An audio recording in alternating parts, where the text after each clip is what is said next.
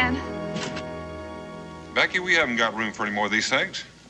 Well, can't we stow it in Sally Martin's soap kettle? There's no soap kettle. Oh, dear. It must still be on board the ship. That's all this wagon needs is a 100-pound soap kettle. Now, Daniel Boone, we only bought what the people back home have to have. The way Cincinnati's been lately, Boonesboro might as well not have a store. Oh, don't fuss. I'll go see if it's on the ship. Well, never mind. I'll go.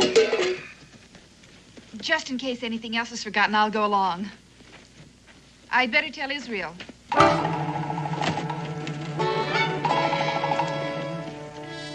Israel? Israel! Yes, ma'am? Your father and I are going down to the dock. We'll be back in a little while. Can I go too? I want to see what the new ship brought in. Not until you've had your breakfast. Yes, ma'am.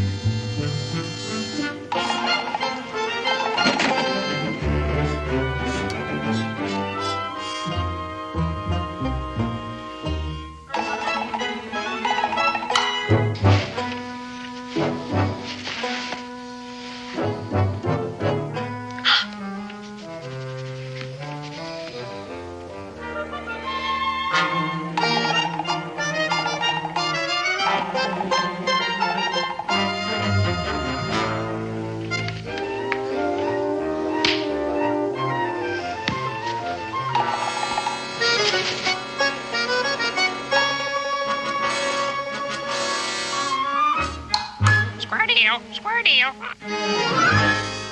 Did you say something? Square deal. Square deal. Talking crow? With a gold chain? Pure solid gold. Hey, you stay right there till I go get Pa. Hey, that's my new minted silver crown. A deal's a deal, mister. You drop that.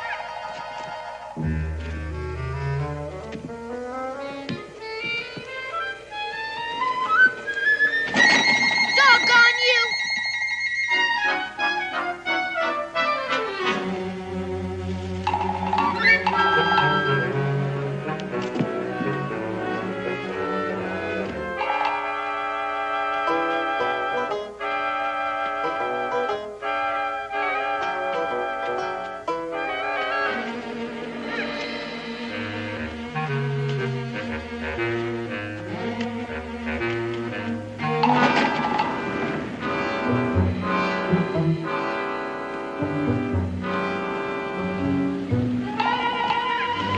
You doggone bird! Drop that! You drop that!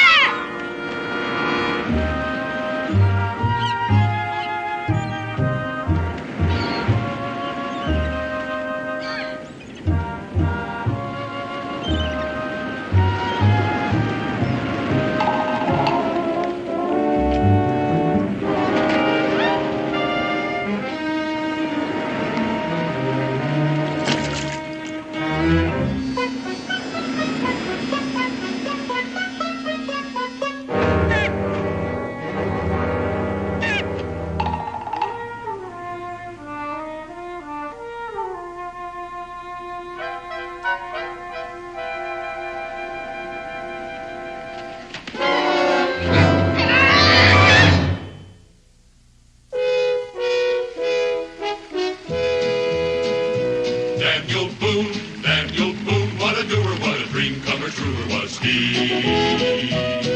From the coonskin cap on the top of old Dan to the heel of his rawhide shoe, the ripidest, roaringest, fightingest man the frontier ever knew. Oh, Daniel Boone was a man, yes, a big man, with an eye like an eagle and as tall as a mountain was he. Oh, Daniel Boone was a man, yes, a big man, and he fought for America to make all Americans free. Daniel Boone was a doer, what a dream comer, truer was he. Daniel Boone, Daniel Boone.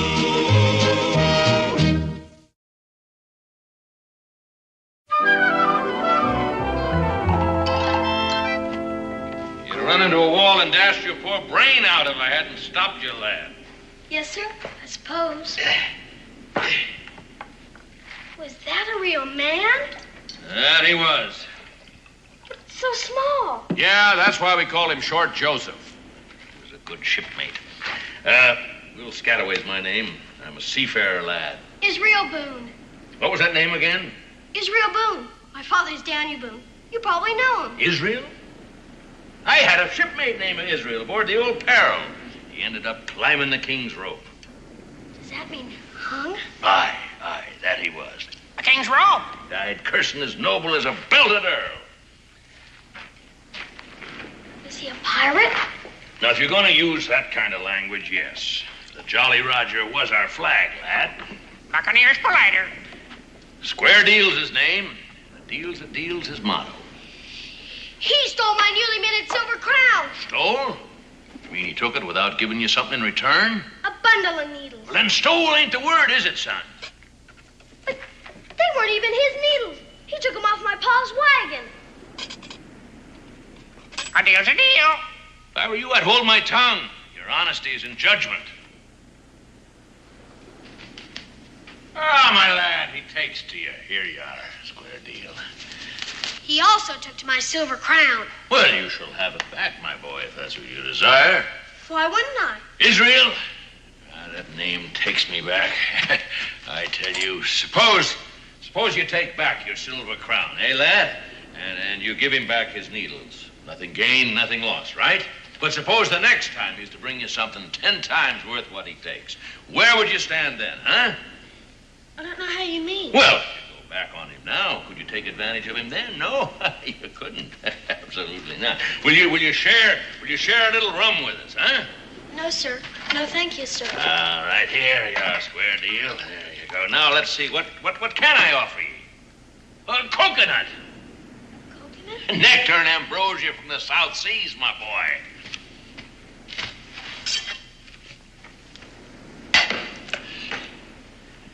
There you are, my boy. Ah, to the 100,000 men, may they rise up from the dead, and may we prove to be true shipmates to the end. Drink up, lad, drink up. Will Scalloway! Will Scalloway! Somebody's calling you. Yeah, I heard. Go on, get out there. Let him see you.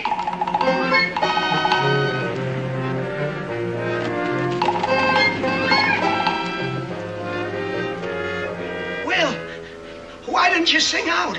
I came with... Belay that!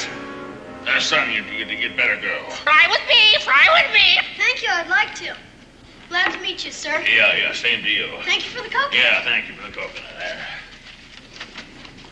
Will, That's a Daniel Boone's young sprout. Daniel Boone?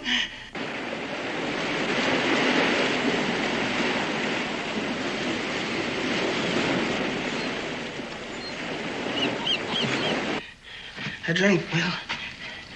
A drink.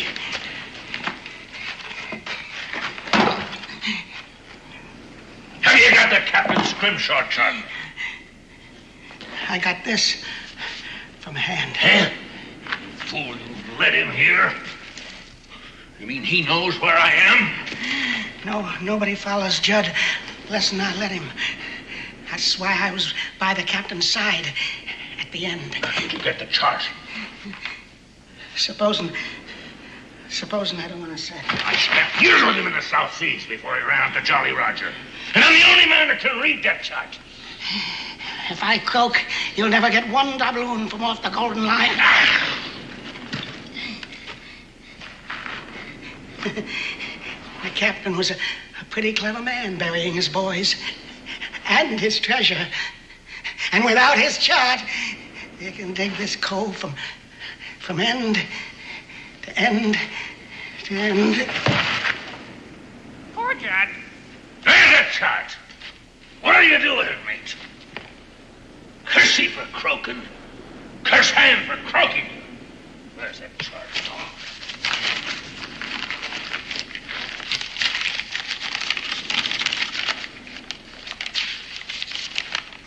Enlistment papers in His Majesty's Navy? Now, what'd he keep these for unless he wanted to be hung for desertion? He'll haul the bloke. I never knew the old buzzard was married. Nancy May, that's a pretty name for a wife. It's on him somewhere, I know that.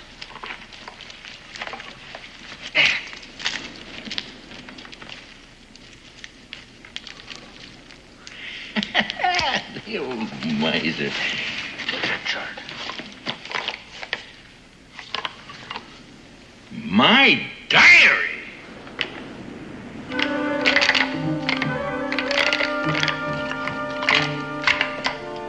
The captain's mark. The Golden Lion, the ship's longboat, the Pearl itself, and the captain holding a trident.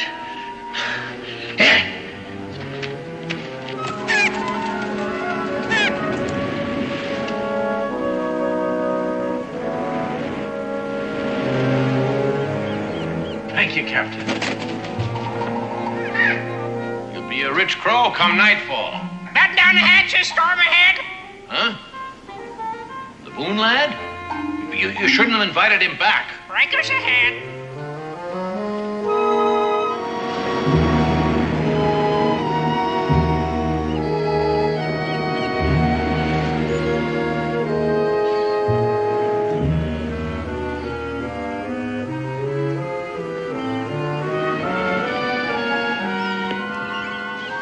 That's at hand.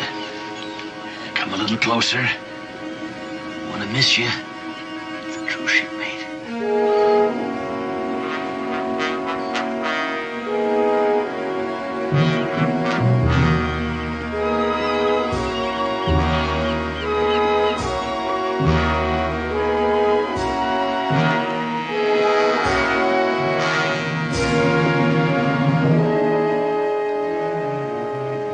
Thank you, mate. I thought she was alone. Gotta think this out. It isn't as if we were in plain view for them to see. Judd couldn't find us, and he knew where to look. But if they are lucky, you whisk this away whilst I make a deal with Hand. And if I can't, well, the good Lord made the two of us smarter than the three of them. And that's in our favor. Where could that Judd have got to? Either he stopped bleeding or he don't show on these rocks. I don't like this place. Why'd he come here? This be Black Cove, dummy. Treasure's buried hereabouts. I ain't dumb. Don't call me dummy!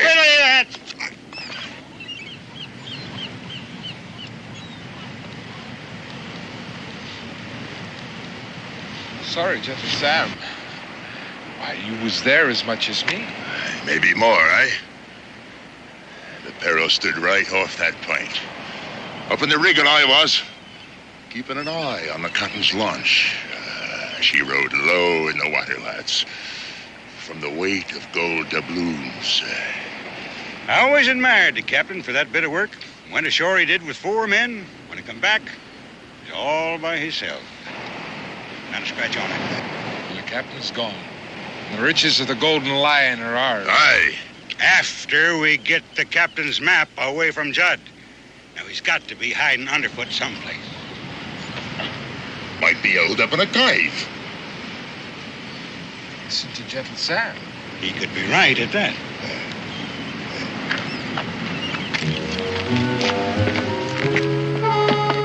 Now, the second I give the sign, you get it out of here. Aye, aye, sir.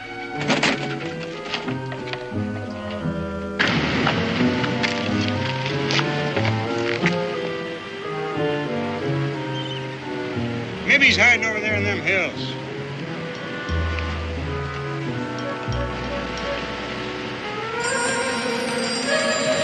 Not yet! Come back here, you! Look, That's square deal. and Will Scataway ain't far away. Well, Scataway and Judd are in cahoots. That's why Judd come running here. Which way that bird come from? Out of the rocks below.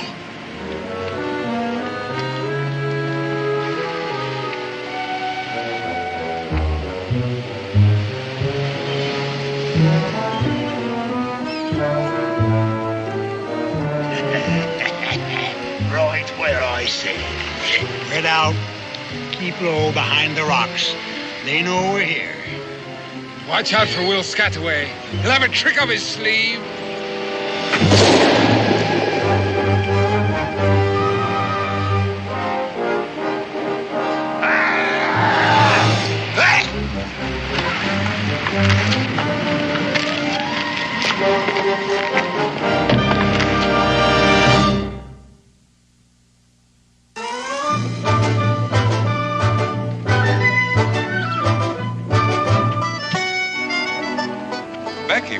all of this?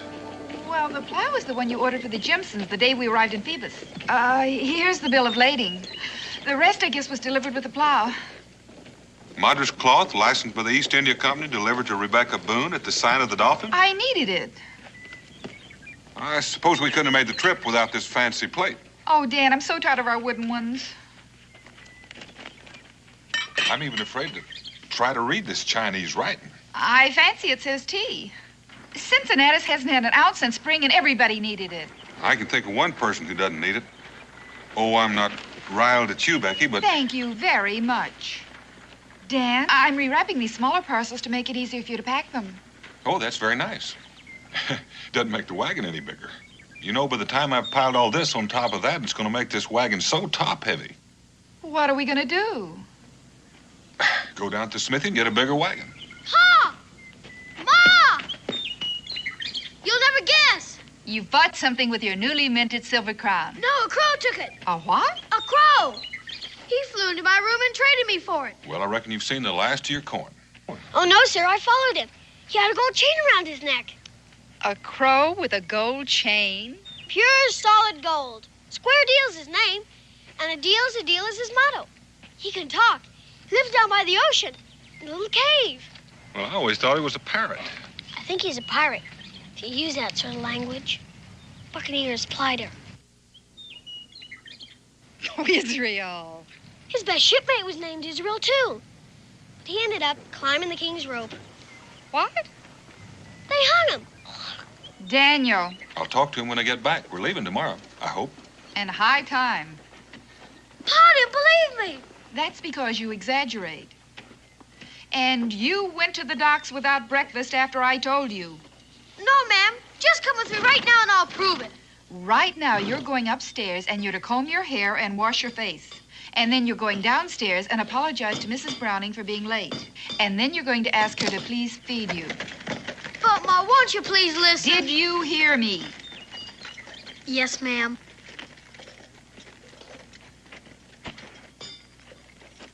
Hey, these are pretty. Yes, ma'am. I'm going. But I did say talking crow. Oh, heavens to Betsy. Talking crows. Gold chains. Pirates.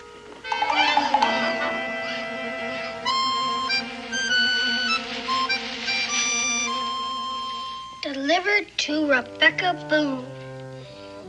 Sign of the Dolphin.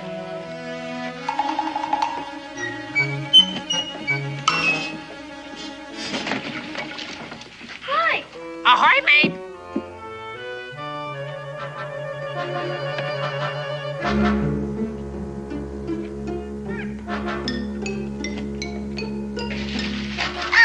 Hey! Hey! If you don't take something back, it won't be a deal, will it? A deal's a deal, mister.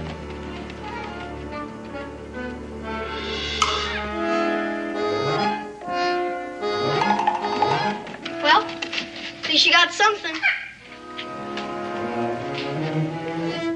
Evidently, it's ivory. Bet it's real ivory, too. Well, Scataway sure was right. But this is worth 100 times more than that old crown.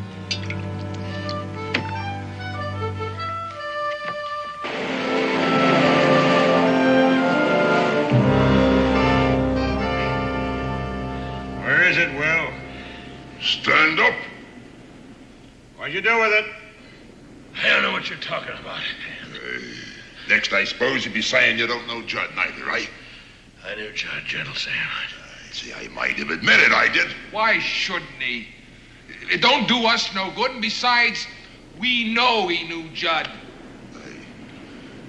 Hey, that's right. We were all shipmates on the Peril, weren't we? Stand up.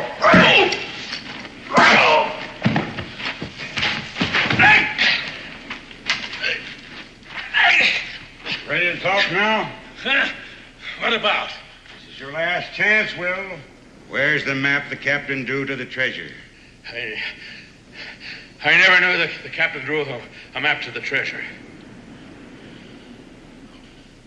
Why don't you shoot him? Let him say goodbye to his last chance of getting the treasure. Always a trick up your sleeve, eh?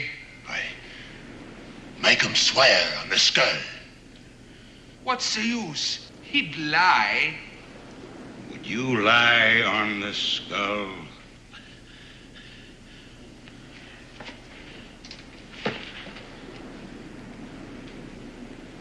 This looks like Short Joseph. It is. He couldn't lie on Short Joseph. Not hardly. Now listen to me, Will. When the captain buried the treasure off the Golden Lion, he drew a map so he could find where he buried it. That sounds reasonable. It's a fact. Otherwise, he might as well have thrown the treasure overboard. When they held the captain to be hanged, I offered him a monarch's funeral for that map. Shipmately thing to do. The captain gave the turnkey his gold earring to throw Hand out of the cell, which was Hand's good fortune. Otherwise, they might have kept him and hung him. Now, Judd was with him at the end. Why? To get that captain's map before he danced on air. Judd practically said so before you ran away from us. Give him the question. Will Scataway lay your hand on the Short Joseph?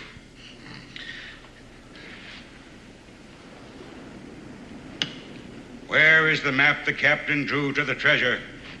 I swear on Short Joseph, I never knew the captain drew such a map. And I never saw such on paper or parchment.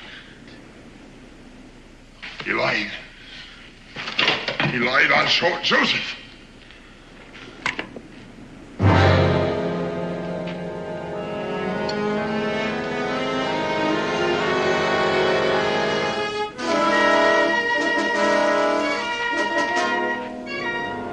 Shipmate or no, there's nothing else I can do with you. Hand! Look at this. The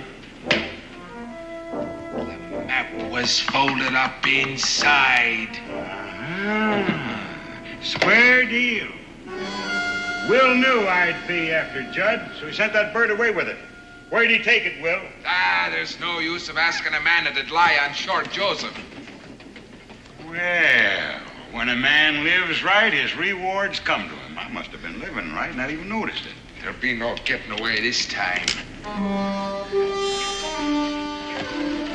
Abandon ship! Abandon ship!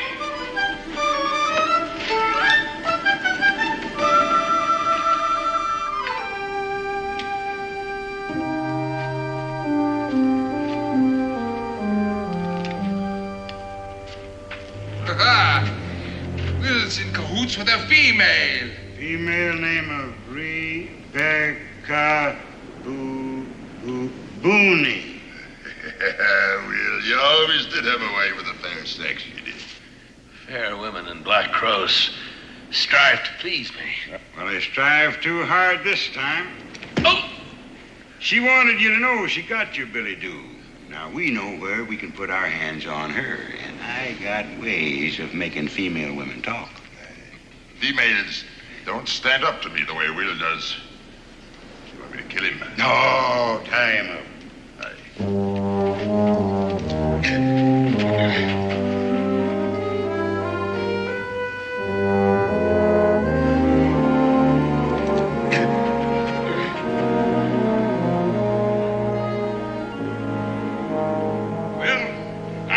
You dig up the treasure for me, and then I'm going to drop you in the hole just like the captain did his for. You can say your prayers till we get back. Say one for me, Will, if you got time. I truly regret this, Mrs. Boone. On the other hand, I know where Square Deal took the map, and I could get it back. If I could get but loose on this thing, if I could... Square Deal.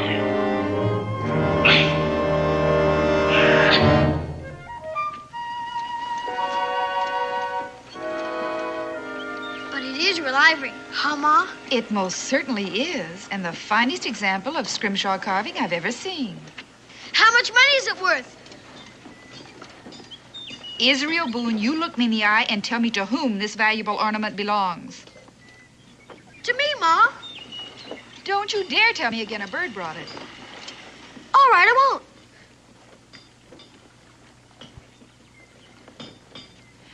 Do you know where it came from? Well, I got an idea. Israel.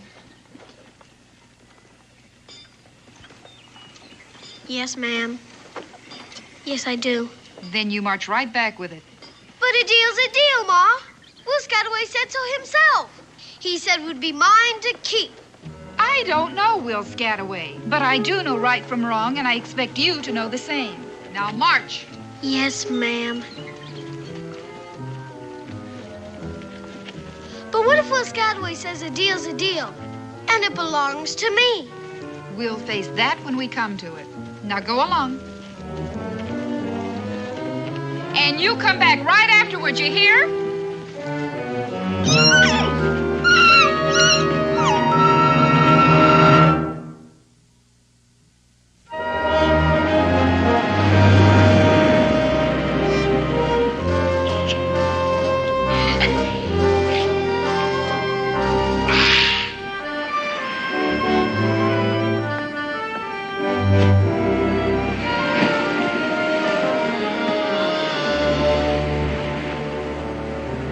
Guess he didn't think much of his trade once he got it home.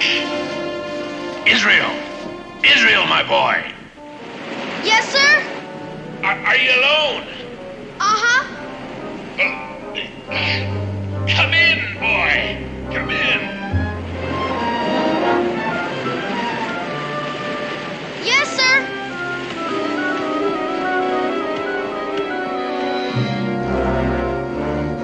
What happened here? What do you got in the barrel? Don't ask questions, son. Just try and loosen me, will you? Yes, sir.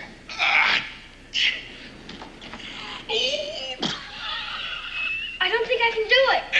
When a man from the peril ties a knot, son, that knot is tied. Buccaneers attack you? You may call them pirates with me blessings. Try cutting me loose. No. The blade is over there. Over there. Be quick.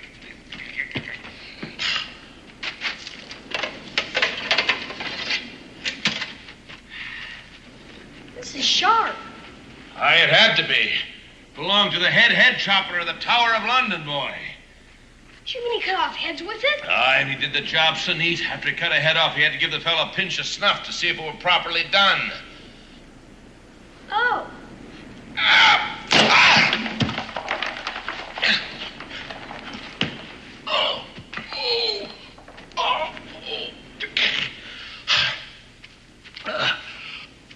Are you in pain, Mr. Scataway? No, son. I'm just getting the circulation back in the old limbs, that's all.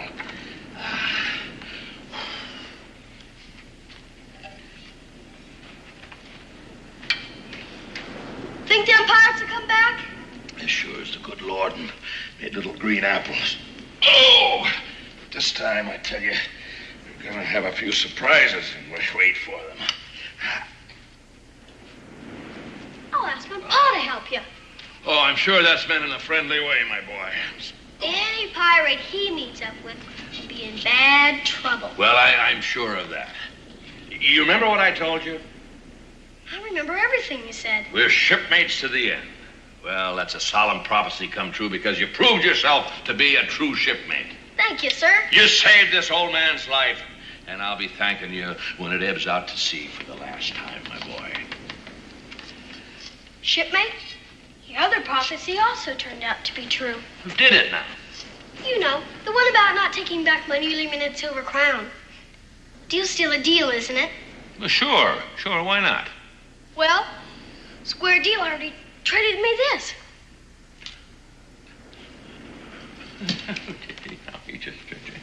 My mother said I must take it back. Well, I'm sure. Sentiment of noble womanhood. Your mother's a fine... I know that. I really do know that. She just wouldn't believe me when I tried to tell her that a deal's a deal. I think she would if you told her. I said, if you just explained... I heard, Israel. I heard, son. Maybe some other time. Yeah, maybe some other time. Sure, why not? Except we won't be here. You won't be here? Well, why won't you be here? We're going home. All Ma and Pa have done in Phoebus anyhow is buy stuff for the folks in Boonesboro. No, look, lad, before you go home, I wouldn't want you to be disappointed, see? So I'll trade you back this fine, freshly minted crown, you know, for that little piece of broken down ivory there. No, thank you. I like the ivory better. Bye. Bye, son. Wait a minute. Look, do you happen to be a card player? We've got an author's deck back home. No, that's one I don't know, authors. Well, say it out 3 Shakespeares. No, that's not what I mean. You see what I mean? I tell you what, you set up the barrel, pull up a seat, I'll get the cards. Okay.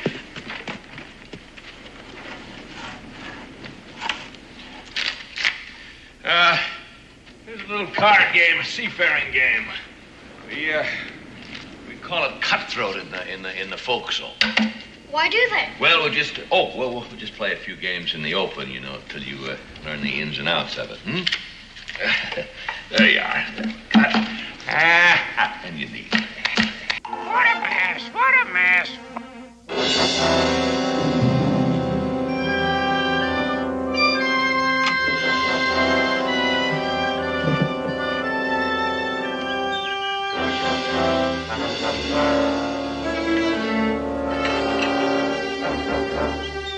Becky?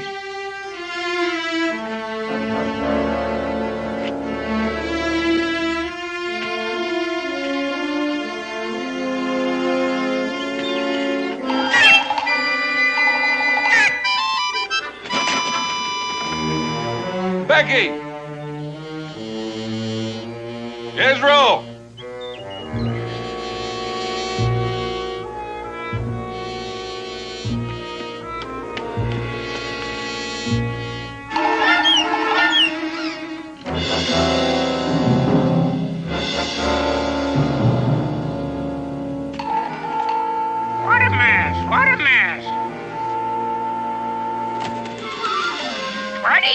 A deal's a deal.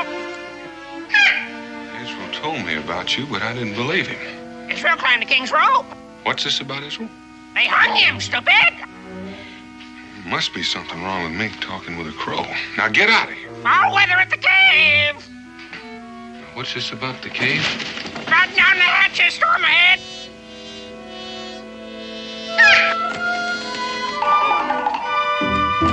Now hold on a minute. Wait a minute, will you?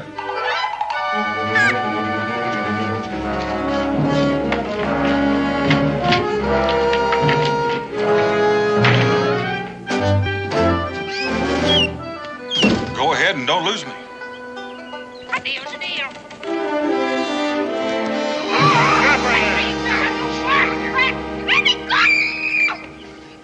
All right. Where is it, Beck? Where is what? Where is that treasure map? I don't know anything about a map, and I don't know anything about a treasure. And I think you've been listening to too many sailor stories. Hey, maybe I should wallop her, eh? In a minute.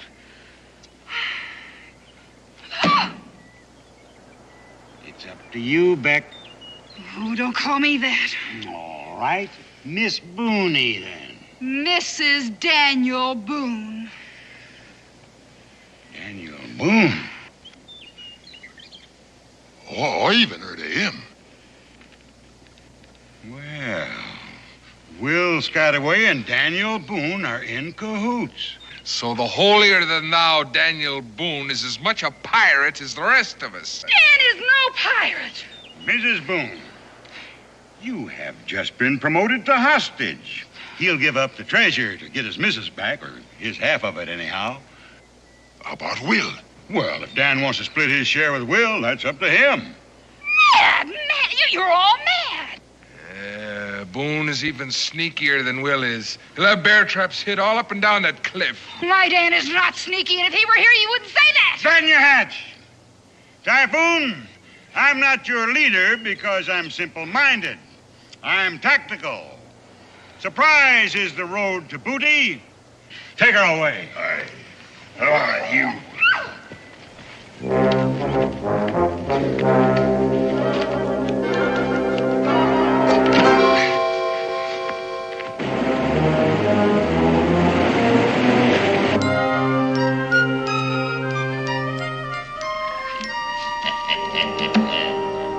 I win again, even with the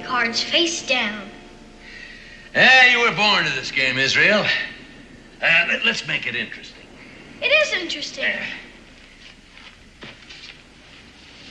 You like my head chopper sword, eh? Oh, yes. As much as that Ivory trifle square deal traded you? Well... How about the sword and these golden doubloons? Gee. I'll bet you the lot against that Ivory trifle.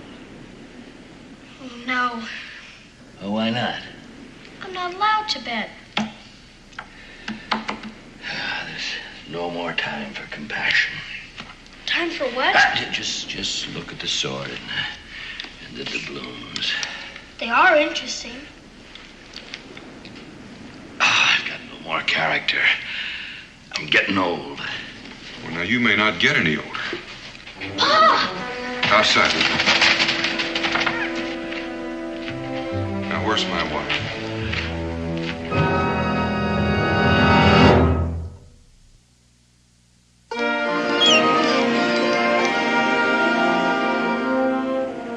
Standing watch, mate. Standing watch. You stand watch for both of us.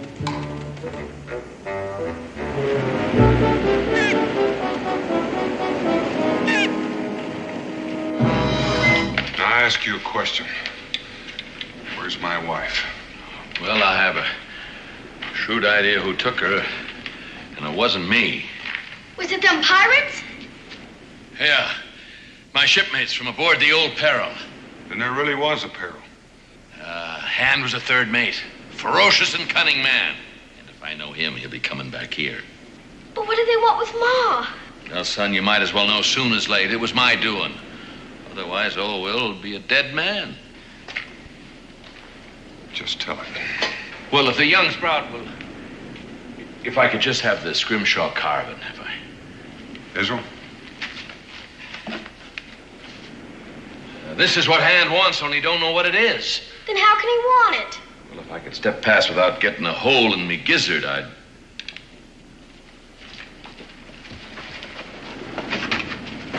Gaze upon Black Cove. First time I laid eyes on it was 2 days after we sacked the Golden Lion. Ah, the Golden Lion. A rich prize she was. Every man Jack on the Peril put his back into the task as we raised every inch of sail and clothes for battle.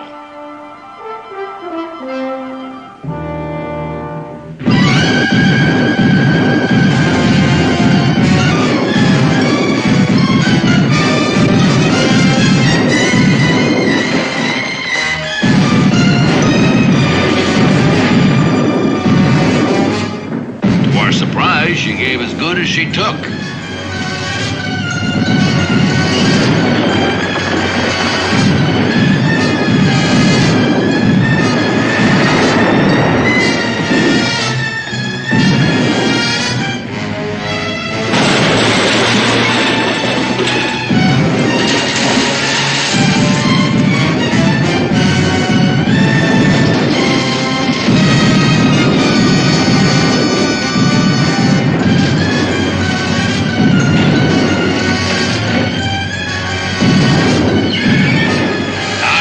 See Short Joseph at the wheel when he ended his days.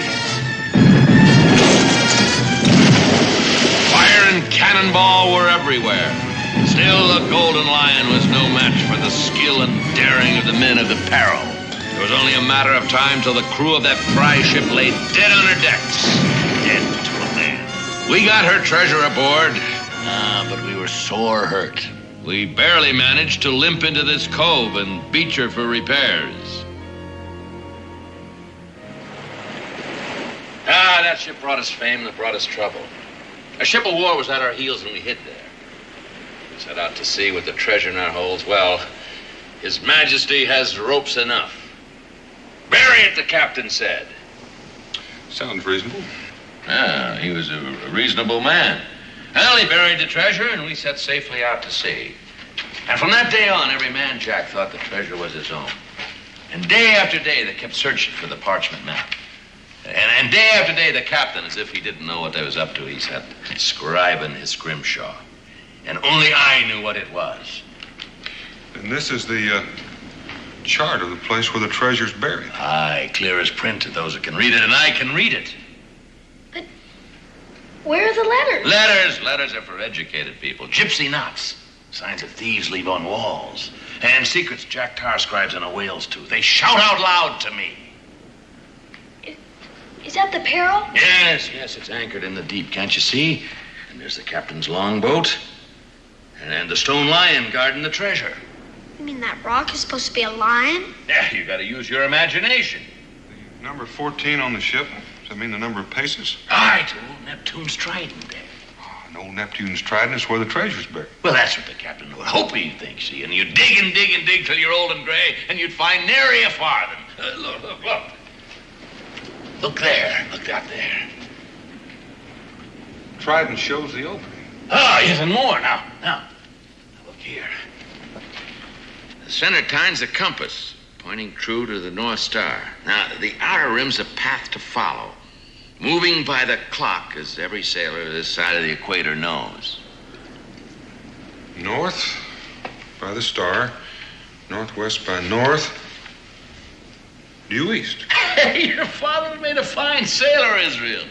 The North Star's over the woods, too.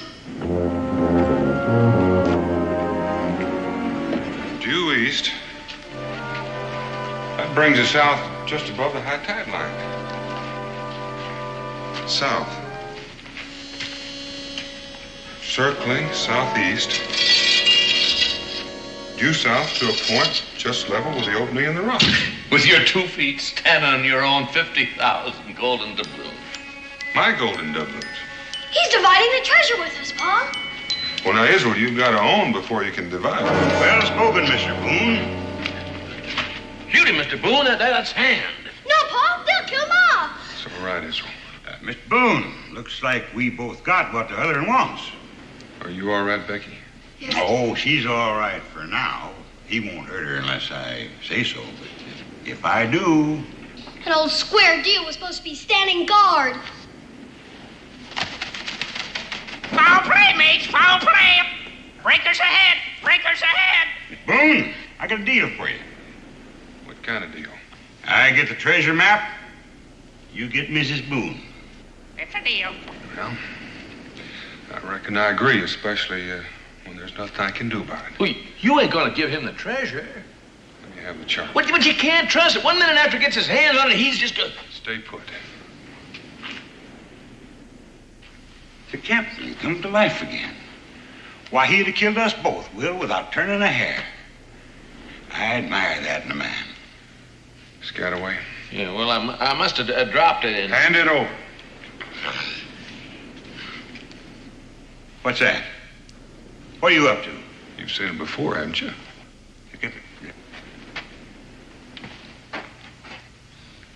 Captain Scrimshaw. No wonder we were never able to find that chart. He never even bothered to hide it.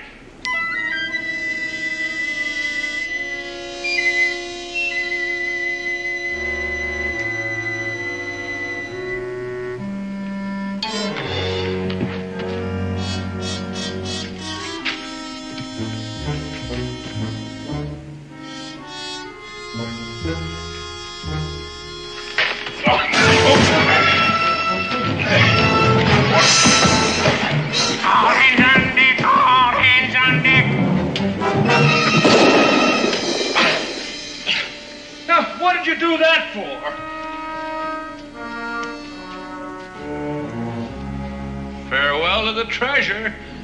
Looks like we're going to have quite a hanging. Climb the king's rope. I ain't hanging for nothing. Neither.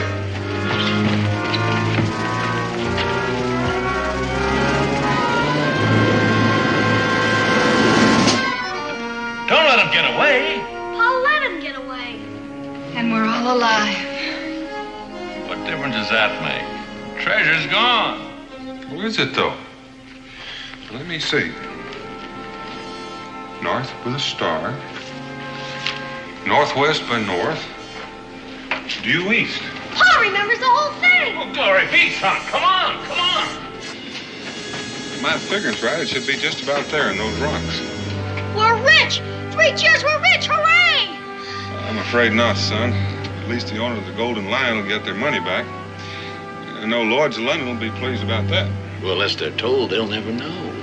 They will be. Here, but suppose I say you take 2/3, we forget Lloyd's, both of us, huh?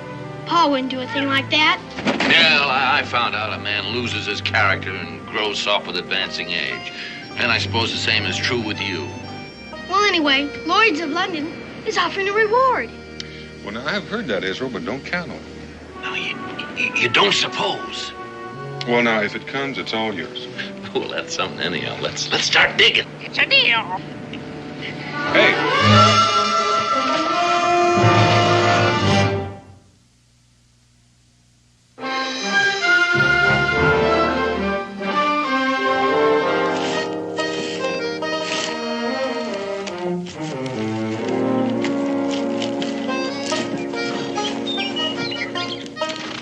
All right, Will. Aye, mate. All right, make her fast. Yeah, taut as taut can be. There we are. Ship shape. Oh, no, Becky. But these are our things, Dan. Slack her off, Will. All right. Stand by to receive aboard. Becky, you're going to have to drive. Will and I'll have to walk alongside to steady it. Yeah, if we run into rough weather, we can throw out a sea anchor. Come on, boy. Square deal. Fly with me. Oh, you have no principles. Yes, a deal's a deal. All right, move out, Becky. Yep. Well, after you visit the Boonesboro, you're going to go back to sea? Well, we haven't made up our minds. Buccaneering's pretty played out as a trade. Well, you can get some money from Lloyd's. You could buy a store in Boonesboro. Afraid I wasn't cut out to be a storekeeper, mate. Oh, I don't know, Will. A retired buccaneer with a talking crow for a partner? Well, Deal's a deal.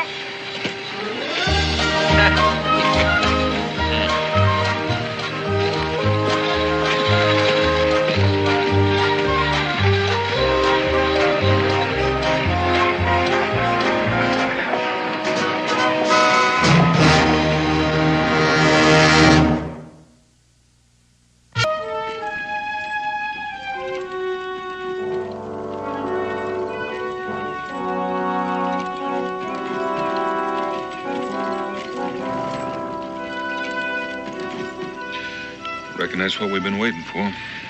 And right on schedule. It's almost too easy. He doesn't have any British troops escorting him. Since the British control every foot of this territory around here, I reckon it...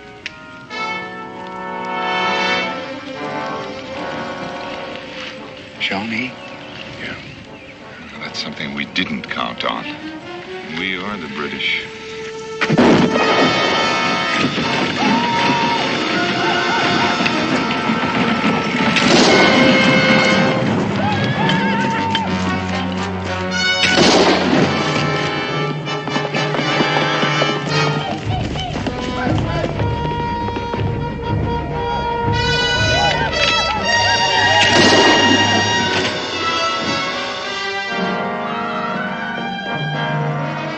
Jehoshaphat. That newfangled rifle, he's got 3 times faster than a musket. And there are 200 more of them in that wagon. The Shawnees must think they've tangled with a magician.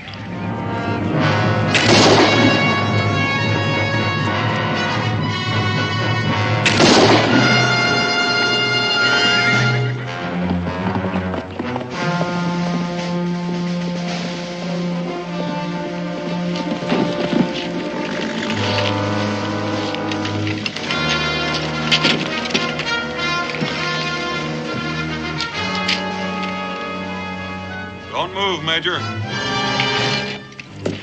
wouldn't do that, Major. I don't want to have to shoot you.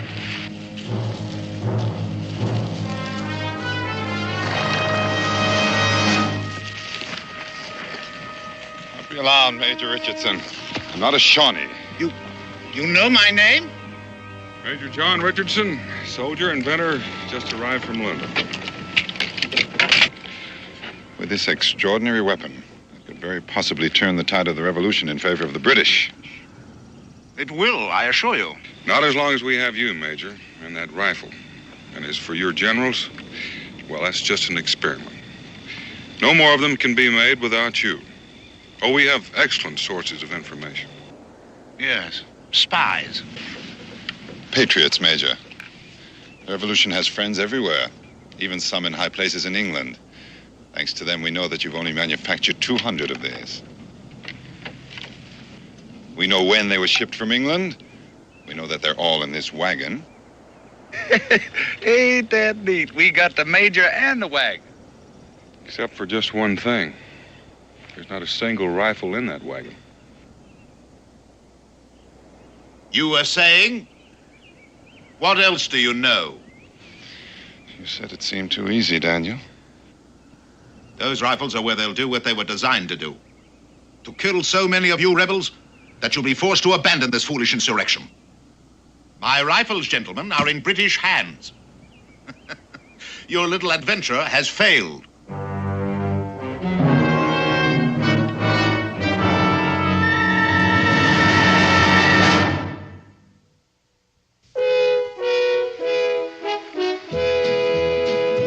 Daniel Boone, what a doer, what a dream comer truer was he. From the coonskin cap on the top of old Dan to the heel of his rawhide shoe, the ripidest, roaringest, fightingest man the frontier ever knew. Oh, Daniel Boone was a man, yes, a big man, with an eye like an eagle and as tall as a mountain was he. Oh, Daniel Boone was a man, yes, a big man, and he fought for America to make all Americans free. Daniel Boone was a doer, what a dream comer truer was he. Daniel Boone, Daniel Boone.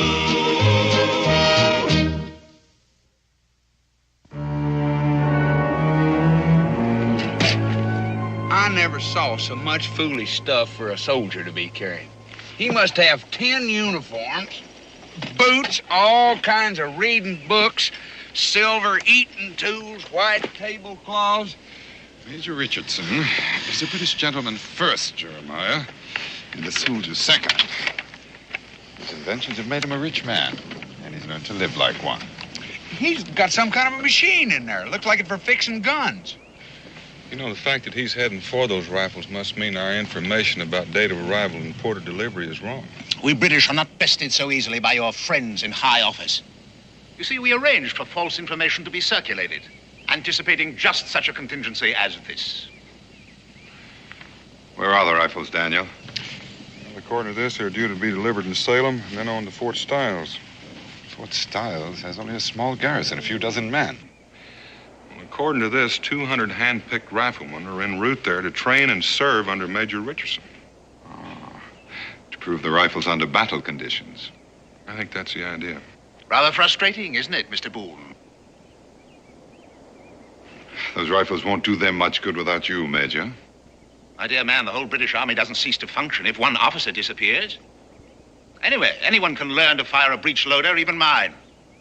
In any case, I'm of no value to you without my rifles. I think he's got a point, Mingo. Well, you ain't gonna let him go, Daniel. Not exactly. The Major arrived at the port of Boston less than a week ago, and he's never been here before. That's correct. What about it? He's due to report to Fort Stiles. Now, chances are no one there knows what he looks like. Mr. Boone, surely you're not thinking of trying to pass someone else off as me. I am thinking about it, considering the stakes. Well, they may not know my face, but my reputation is well established. Anyway, where could you possibly find anyone in this wilderness to impersonate an educated British officer and gentleman of breeding and culture? Right here.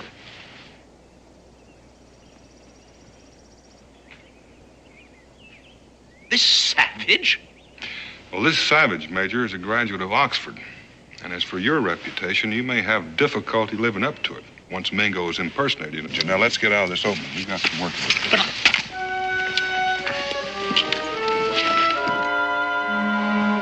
All right, Mingo, go.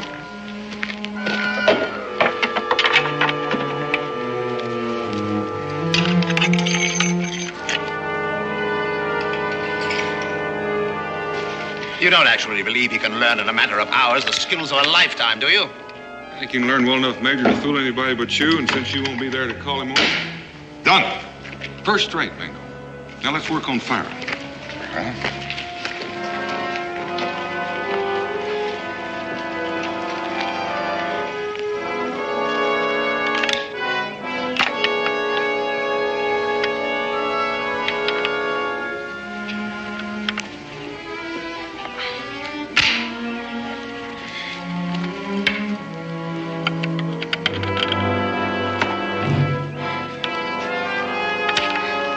Anytime you're ready, Daniel. Fire.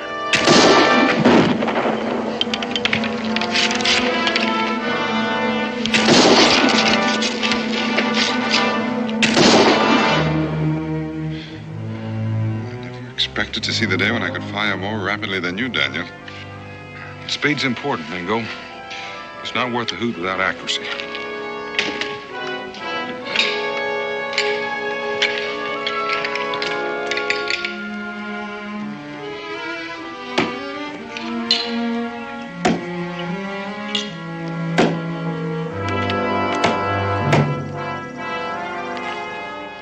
At the same speed.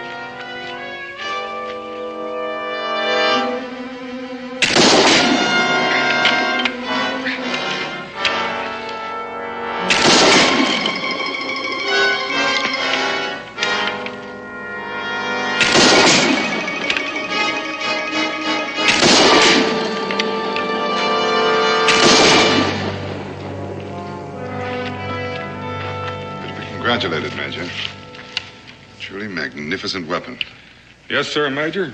Your rifle in the hands of 200 Kentuckians, well, they'd be the equal of 1,000 of the Crown's finest. Well, you're getting a little ahead of yourself, Mr. Boone. Even if he is accepted as me, how do you plan to get those rifles out of Fort Stiles? Well, that's a good question. I wish I had the answer.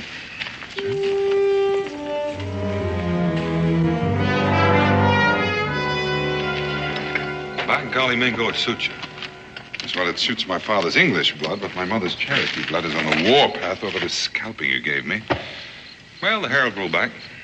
Yes, if my head is still connected to my neck when this is over. Well, there's no call to fret about that. I understand spies are shot, not beheaded. I can't tell you how that reassures me, Daniel. By the way, how am I to contact you when I've arranged everything? You're orderly. Orderly? Jeremiah.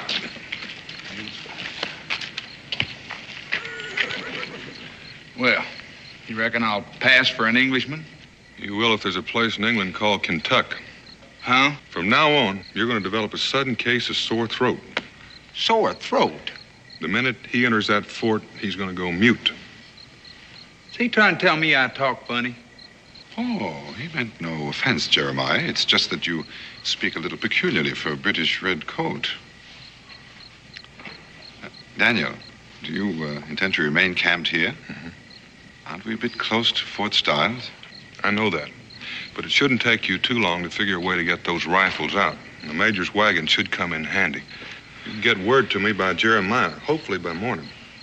There's liable to be redcoats swarming all over this place come daylight, and there may even be patrols through the night. Major, I'm going to have to ask you to change your uniform. I will not, sir. Well, either you take those clothes off or Mingo and I are going to help you. Jeremiah's clothes should fit you just fine. Those filthy buckskins? Impossible. Well, now, Major, a bound and gagged prisoner in buckskin would look a lot more natural to a British patrol than a trussed-up gentleman shivering in his drawers.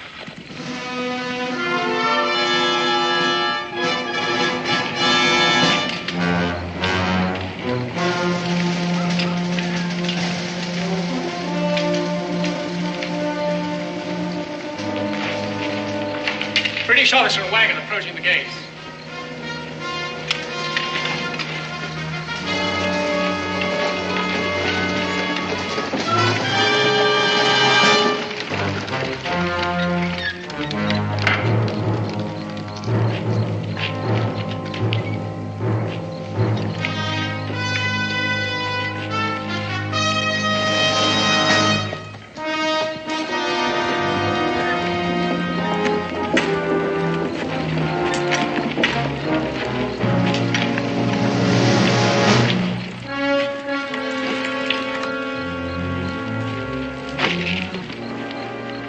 must be Major Richardson. Colonel. I insist that you inspect my papers, Colonel. Yes, of course, but I have been expecting you, and there's several... Well, then I presume that my quarters are ready. Yes, but I thought we'd have a little talk first. Where are they? Well, you're in the same building with me. Our offices, dining room, and so on are in headquarters building. Yes. Well, that should be satisfactory. Quarter my horse, won't you, please? Take my personal effects to my quarters. Now, if you please, Colonel, I should like to inspect my shipment of rifles. Where are you keeping them? Well, that's what I've been trying to tell you. I received notification early this morning that there was a storm at sea. The ship has been delayed. It's not expected to dock in Salem until late tomorrow. Yes, well, that is a disappointment, isn't it? Then I assume that you have provided a suitable place to store the rifles when they do arrive. Oh, yes, I've made room in the arsenal. They'll be quite safe there, locked up tight. But I do have a pleasant surprise for you, Major, to offset your disappointment. Oh? Yes, your 200 riflemen on their way here will arrive under the command of Captain Halstead. Captain Halstead? Barnaby Halstead. I understand you're old school chums. Oh, you mean that? Captain, of course, Captain Halstead. Yes, well, delightful. Come along.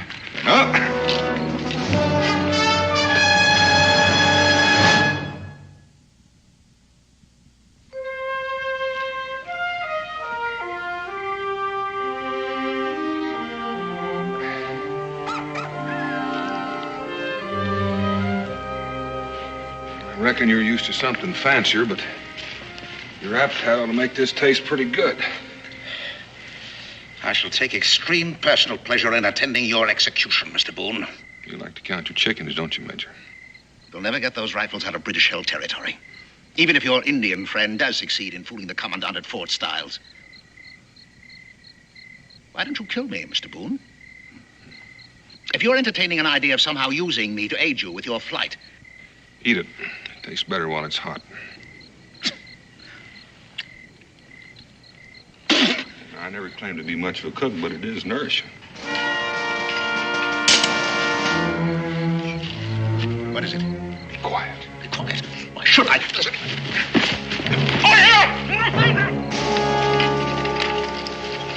You hear something? That I did.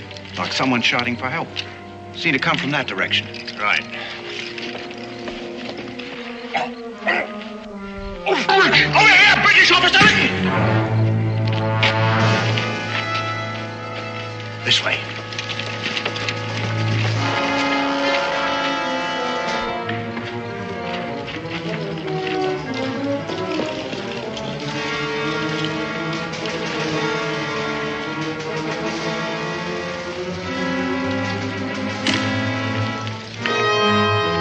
Over there. Spread out.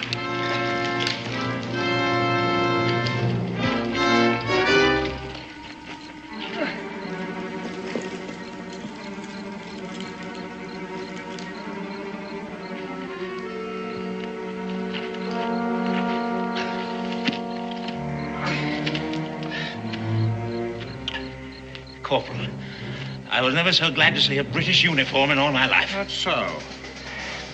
See, some rebels. They made me prisoner. And who might you be? Oh, the clothes. I'm Major Richardson, Corporal. Major John Richardson. Some rebels captured me. But if you'll be good enough to untie me... Yeah, I'll untie your legs, all right. So you can march at the point of my musket. You're making a terrible mistake, Corporal. Well, one of us surely is, mister. Major John Richardson arrived at Fort Stiles an hour ago. Fool, that man is an imposter. Well, that's for the colonel to decide, not me. Now march, mister.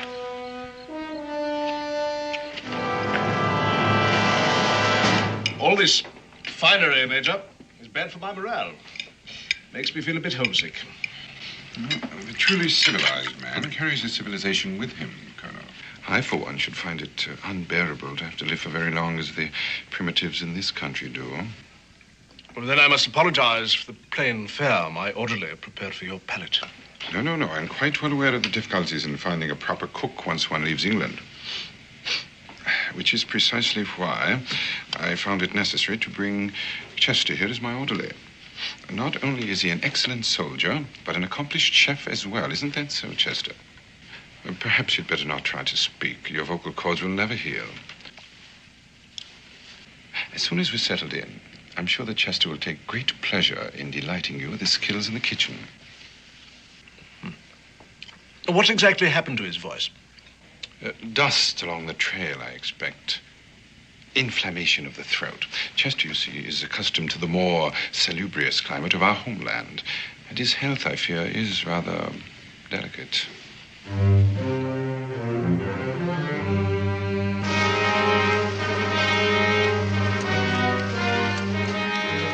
Corporal Watkins and patrol.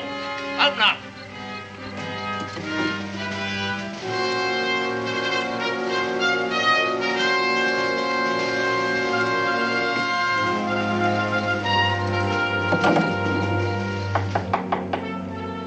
Come in.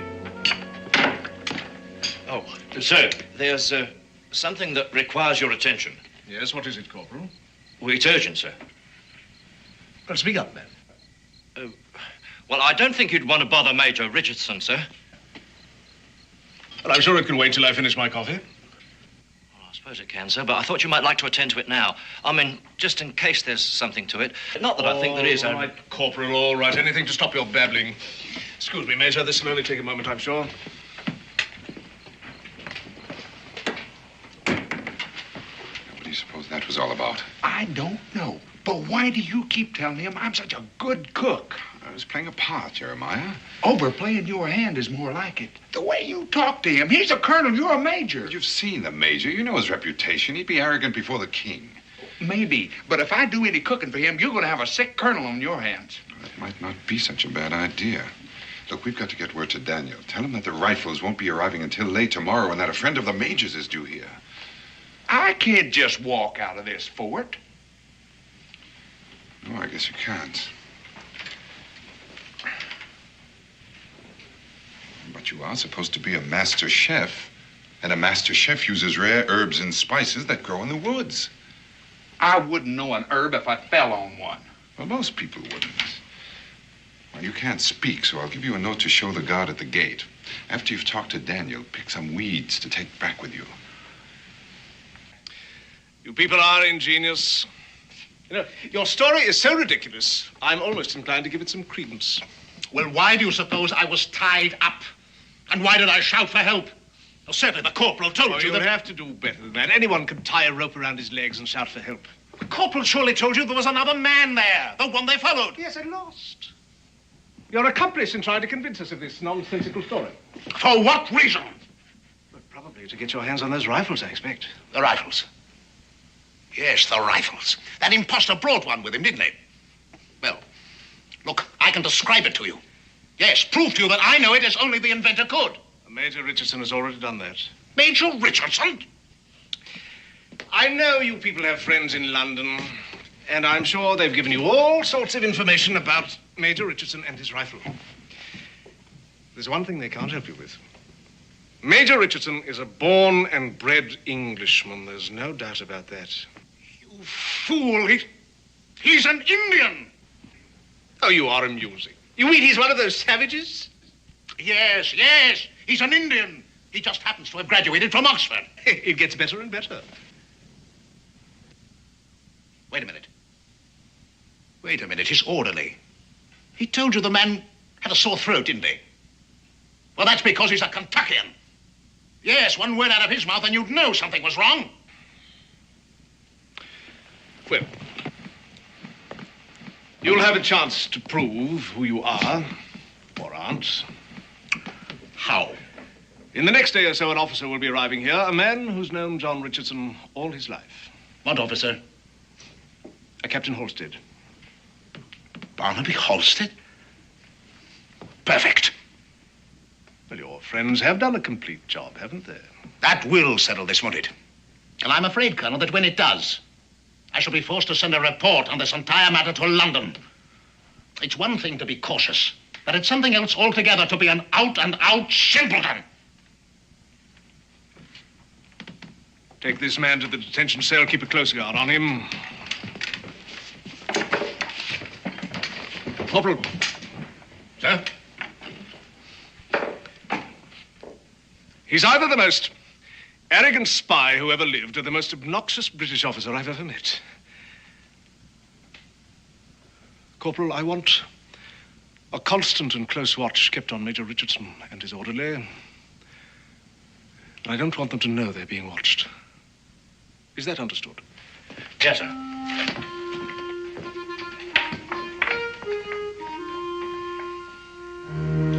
Well, it appears to me that the longer we keep up this play acting, the more apt we are to stick our foot in their mouth. Now, if them rifles don't get here pretty soon.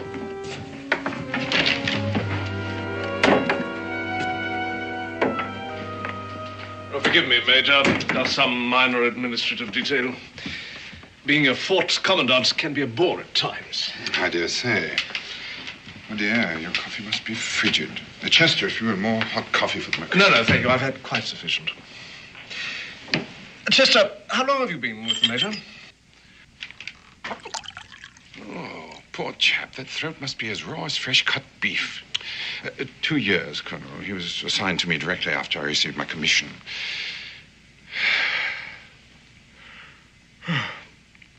And now, if you'll forgive me, Colonel, I am a bit tired after a long ride, and I do want to be fresh in the morning. There's much work to be done. You'll excuse me. You can tend the table later, Chester. I'll need you to help me in unpacking. Good night, Colonel. Good night.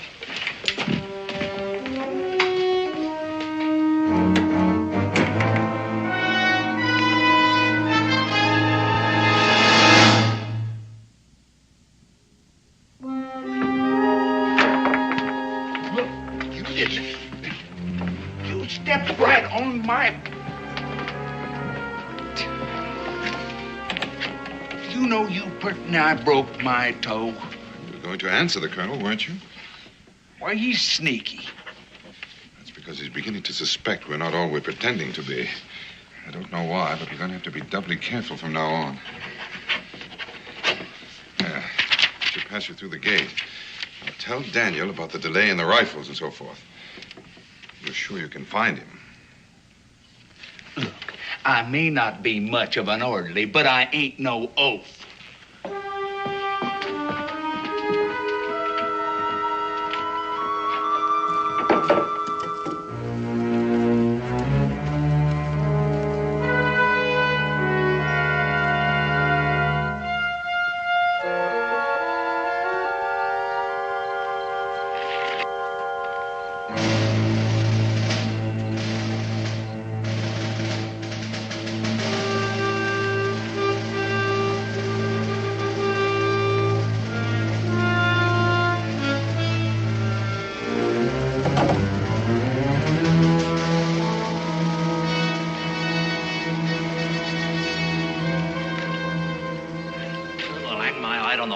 Lose him. Track him by moonlight's well nigh impossible without cat's eyes.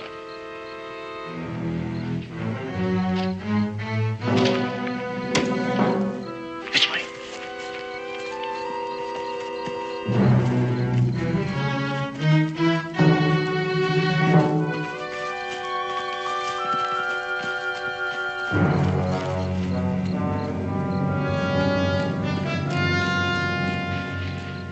The Colonel didn't say anything to Mingo about Richardson. And the fact that he's got them redcoats on me.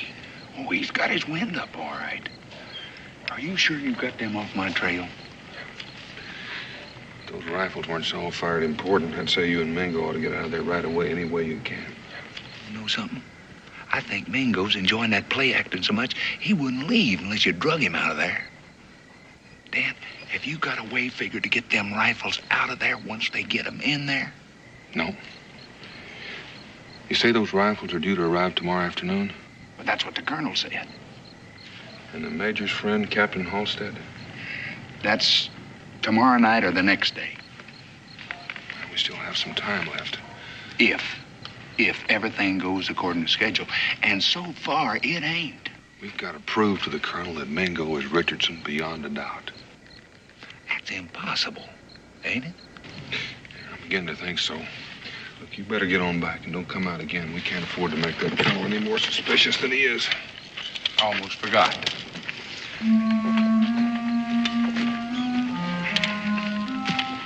What's that? Herbs. What? Herbs and spices. That's what I'm out here for. I'm supposed to bring some back. Weeds will do just fine. That gives me an idea for your throat.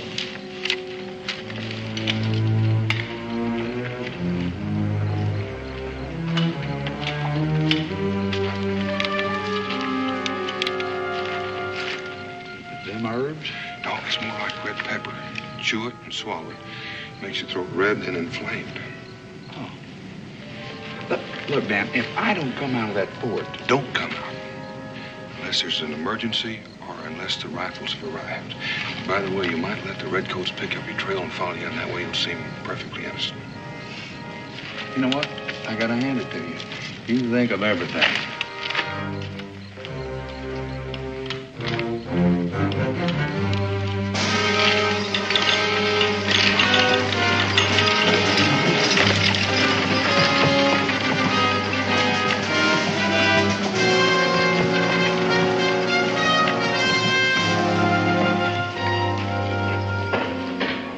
Men, form a double rank. Sergeant, open them up. Well, this must be a big moment for you, eh, Major? It is, indeed. Sergeant! Through that axe. See, Colonel, I want to be absolutely certain that the rifles weathered the sea voyage successfully.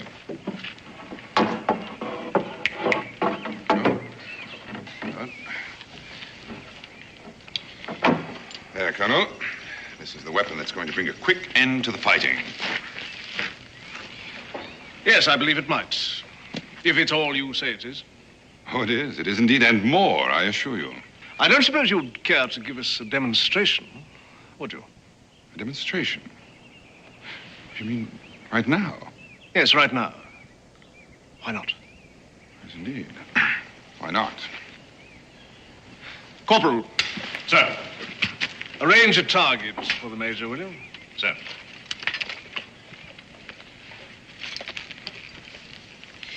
How do you want me to fire the rifle, Colonel? Standing, kneeling, prone, or on the move? On the move? Yes, you see, that's one of the distinct advantages of the Richardson rifle. Well, the choice is yours. Yeah, very well, Colonel.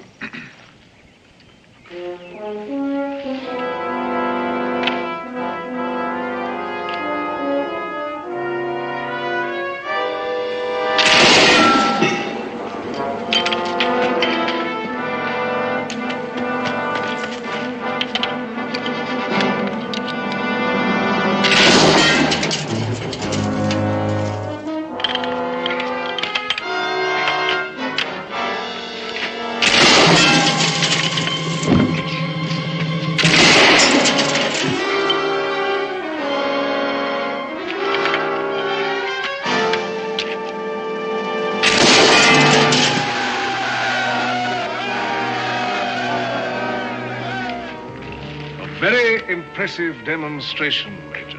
Thank you, Colonel.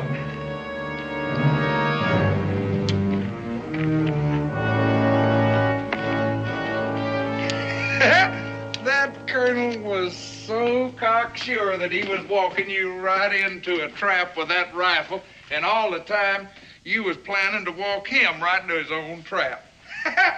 Oh, it warms the cockles, Mingo. I do say. Well, the important thing is he's just about convinced that I really am Major Richardson. That should give us a little more freedom to work something out. Now, if nothing else happens to arouse his suspicions, we might be able to...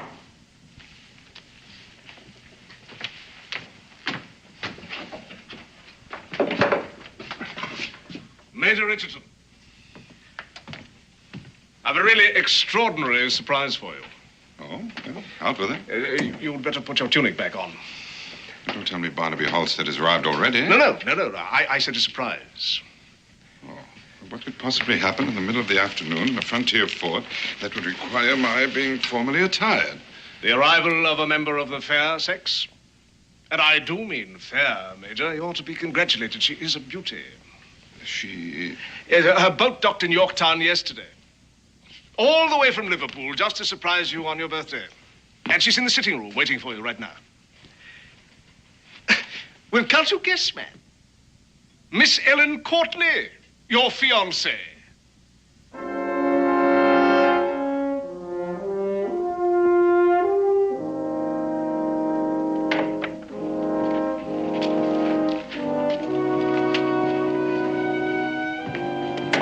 Miss Courtney? Well, that's hardly the look of a man who hasn't seen his betrothed for a long time. A surprise, Colonel. Merely surprised that she'd come all the way to this wilderness.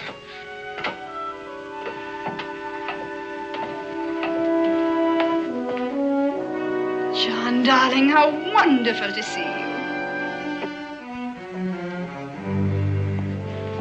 My dear, how can I ever tell you how happy I am? You almost scared me out of 10 years' growth. Poor dear. The shock of seeing me is very nearly undone. Very nearly. Well, I'm sure you two don't need me around. We'll see you at dinner, I hope, Miss Courtney. Surely. And she's brought a real surprise with her, too. Oh, Chester, Sergeant Miller, who brought in the rifles, has potions and ointments for all sorts of ailments, and he knows a bit about medicine, too. I told him about your throat. He's waiting in the North Barracks to have a look at it now.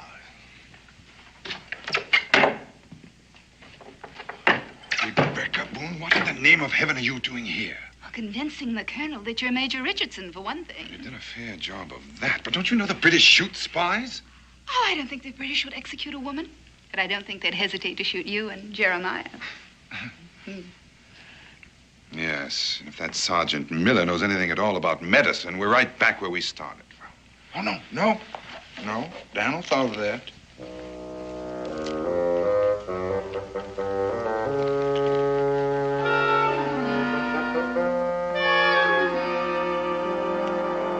I'm on fire. I am burning up. Good. Now's a fine time to show your throat to the sergeant.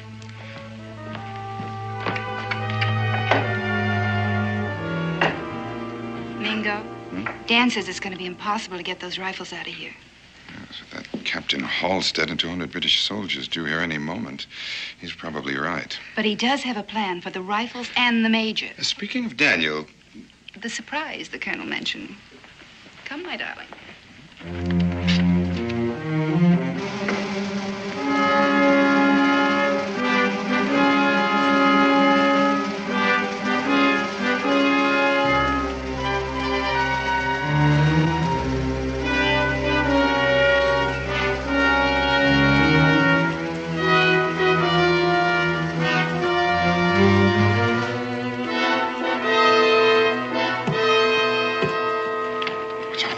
The surprise. It's the rest of your things from your flat in London. You couldn't bring them when you came. Since we're going to be married, I thought... Yes, I know, but where's Daniel?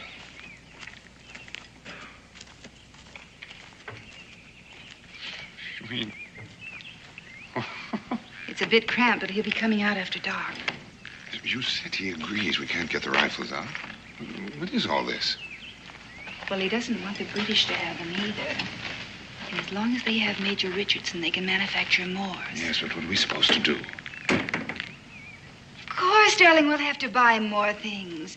But you'd be surprised how comfy it'll be when I get it all fixed up. Yes. Colonel, can't men be difficult? Forgive me for interrupting. But I've just come from the barracks, Major, and that orderly of yours has a fierce-looking throat. However, Sergeant Miller tells me that he has a swab he's sure will clear it up in no time. He assures me that Chester will be having his voice back in a matter of hours. Oh, I am glad to hear that. Major, I didn't break in like this to tell you that. Not principally, anyway. Well, what is it, Colonel? I want to apologize. I've been keeping something from you out of, well, mistrust is the only word, I suppose. Mistrust, Colonel? Of me? Yes. We captured a fellow, a very convincing talker. Obviously a rebel spy who told a wild story and claimed that he was you. And that you were an imposter. But surely you didn't believe him? Well, no. At least not at first. But he knew so much about you, about your rifle. He even knew Captain Halstead's first name. Fancy that. It only goes to show how devious these colonials can really be. The audacity of the man. Well, that didn't really convince me. But when he said that your orderly had a sore throat, or at least was feigning a sore throat, well... I see, of course. He was spying on us on the trail. You're perfectly right, Colonel. We must all be vigilant, constantly. You're very generous, Major. Not at all. Colonel, what will happen to the man? The spy? Well, he'll face a firing squad. When? Dawn tomorrow. Well, that's all right. Pardon? I mean, I'll be back in my room at the hotel in Salem. I wouldn't want to see. Of course. Well, dinner, then? Horace. Oh, I almost forgot the best part. He insisted that you were an Indian. An Indian? I? An Indian? Fancy that. That is amusing. An Indian, I? An Indian.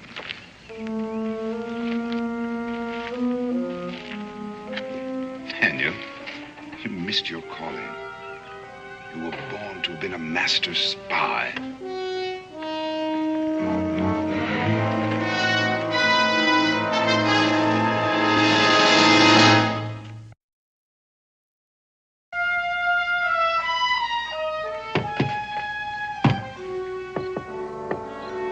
Daniel, it's time.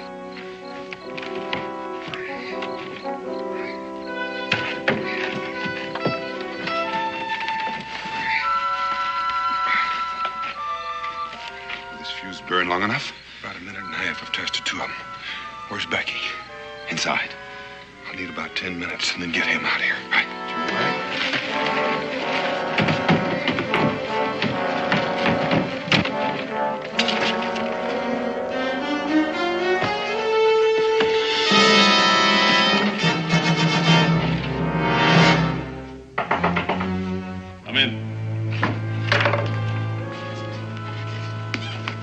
Forgive me for disturbing you, Colonel. Oh, not at all, Major, not at all. Do come in. Since he's to be executed in the morning, I should like to question that fellow who claims to be me. I think we should do everything we can to find out where, how, and how much the rebels have learned concerning our plans for the Richardson rifle. Well, I doubt he'll talk, but it's certainly worth the effort. Matter of fact, I'd like to be part of it. Excellent, Colonel.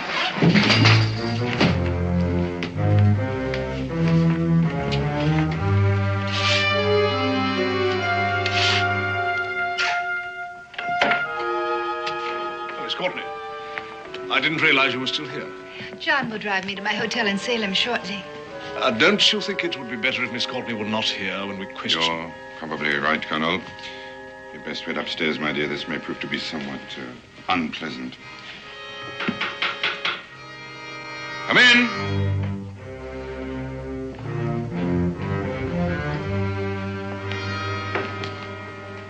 So, this is the fellow who claims to be Major John Richardson.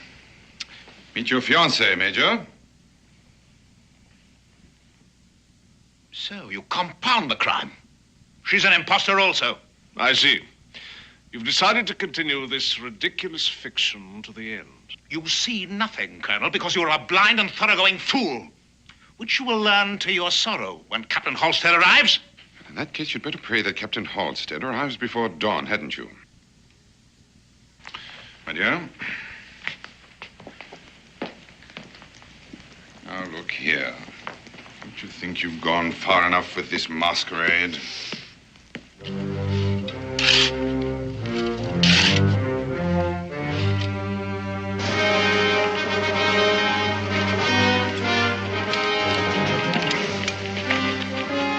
I'm Captain Halstead, Corporal. Yes, sir. The colonel's expecting you, but the troops, sir, we thought you were coming with them. Bivouacked half a mile down the road.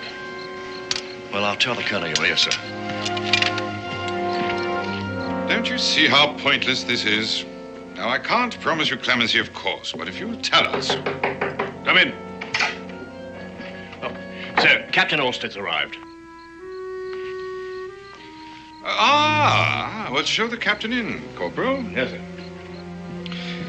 Are you going to tell us that Captain Halstead also is an imposter? John, what in the world are you doing in those clothes? Behind you, Barnaby! Don't! Captain, if you'll join the Major there. I prefer not to shoot you, Colonel. At last you can see with your own eyes what an utter fool you've been. Rebecca!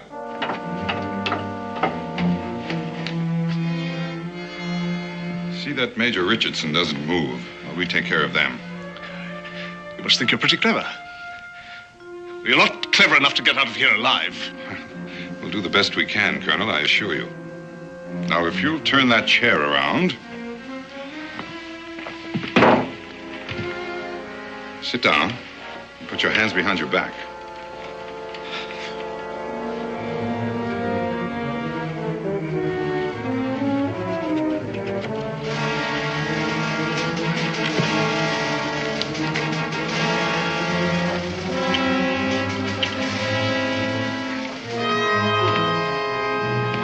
Be grateful, Major.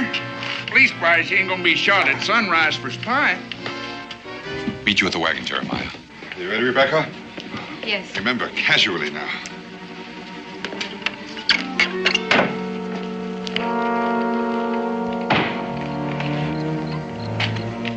Evening, Corporal.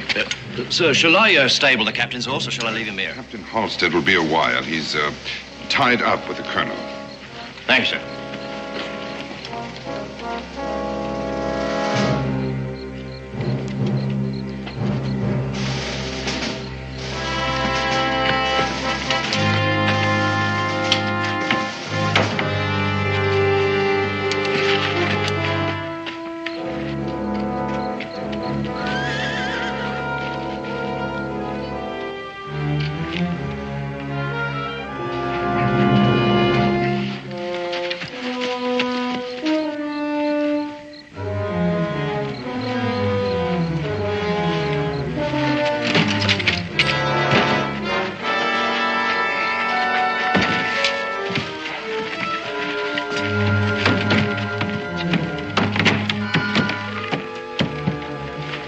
Daniel, we're ready.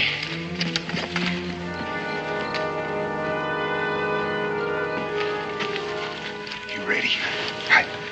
You say that fuse will burn for a minute and a half. You sure it'll blow up all those rifles in there? When that gunpowder goes, those that are not blown up will be burned to cinders.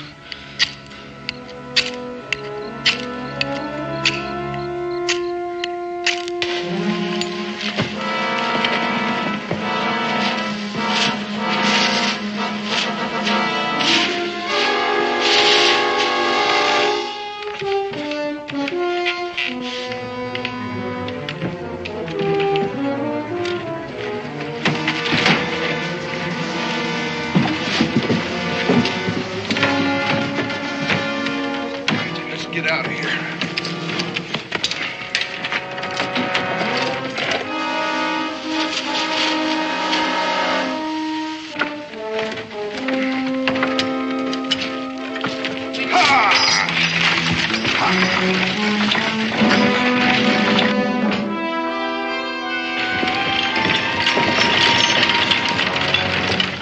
Nice night for a ride, sir? Yes, isn't it, Corporal? Will you be coming back from Salem tonight, sir? As a matter of fact, we won't. We are in a hurry, Corporal.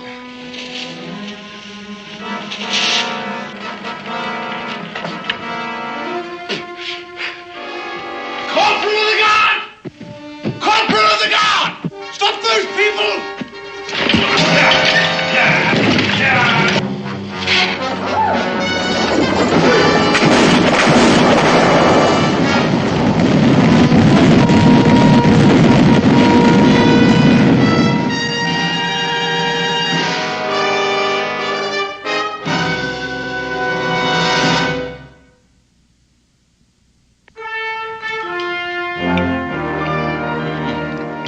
Mighty good. Thank you, sir. Coffee? Mingo? No, thank you, Rebecca. I think I like your hair short. But Perhaps I could shape it a little more. You do, and my mother will come down from the happy hunting ground and haunt you. Coffee, Jeremiah? Careful, it's hot. No chance of getting that Major Richard to make some of them rifles for us, is there, Daniel? He's a stubborn man, and a proud one. He's refused money, freedom, and a commission in the Continental Army. Can't help but admire him, in fact. Well, one thing for sure, them rifles ain't gonna do nobody any good in this fight. Or any harm, either. Well, we bought time, and time is in our favor. Rebecca Boone, you're an amazing woman. Wife, mother, spy. Most important thing, cook. That's what she does the best. Well, now, I'm not so sure that Rebecca will regard that as a compliment just now, Jeremiah. Well, for one thing, we never would have escaped alive from that fort without her. Never mind destroying the rifles. That makes her a heroine of the revolution. A little more exciting than being a frontier woman.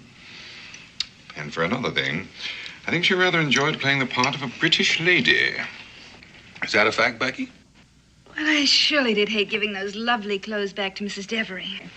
Speaking of clothes, I lost a perfectly good set of buckskins at Major Richardson. Well, now, don't you worry about Jeremiah. We'll shoot you another set. And Becky will stitch them up for you, won't you, Becky? Back to the frontier. More pie, Jeremiah? Don't mind if I do.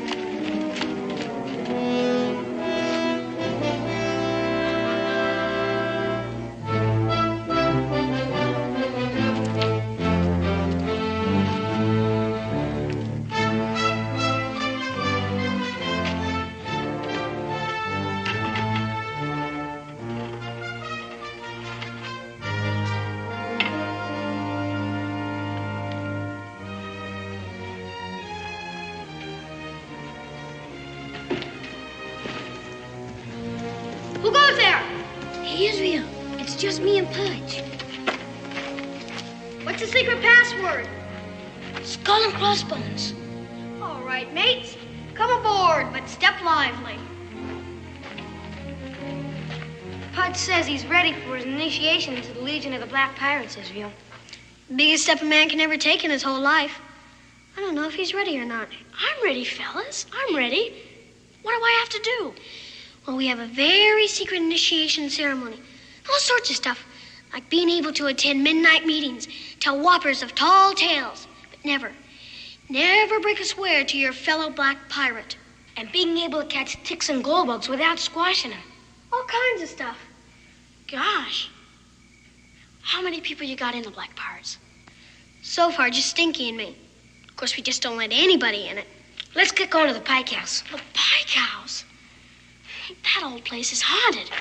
Mr. Pike is the meanest man that ever took a breath of air. And Mrs. Pike is a witch. Part of your initiation. The Pike House? Come on, Pudge. Oh, come on.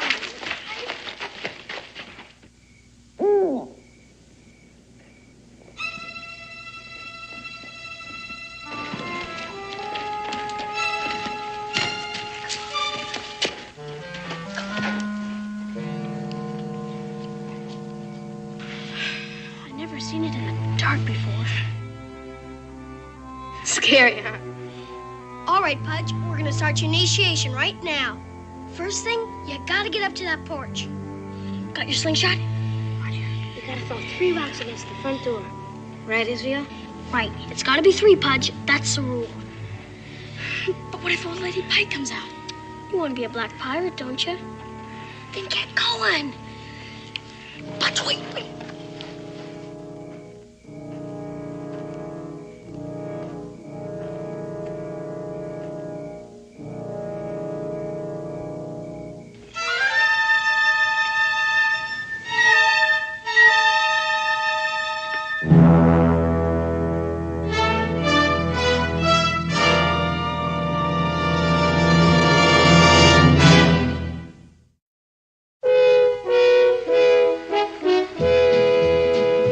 Daniel Boone, what a doer, what a dream comer, truer was he.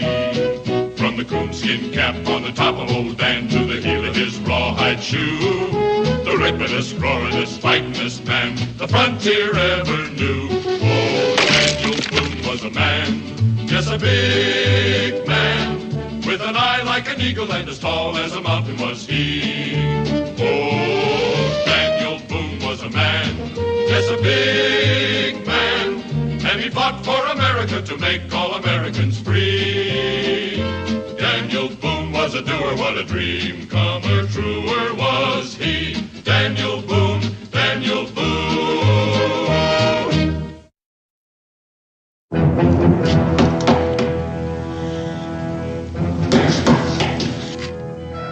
Open up, Zach. I came to see you.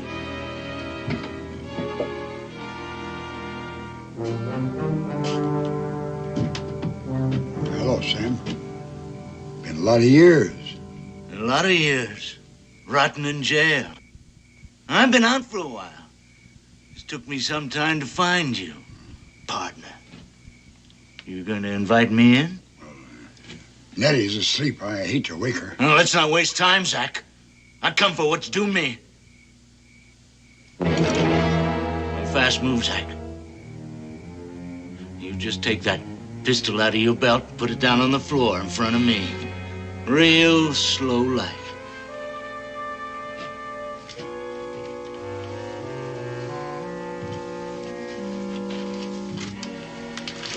Right back up, Zach. Into the house.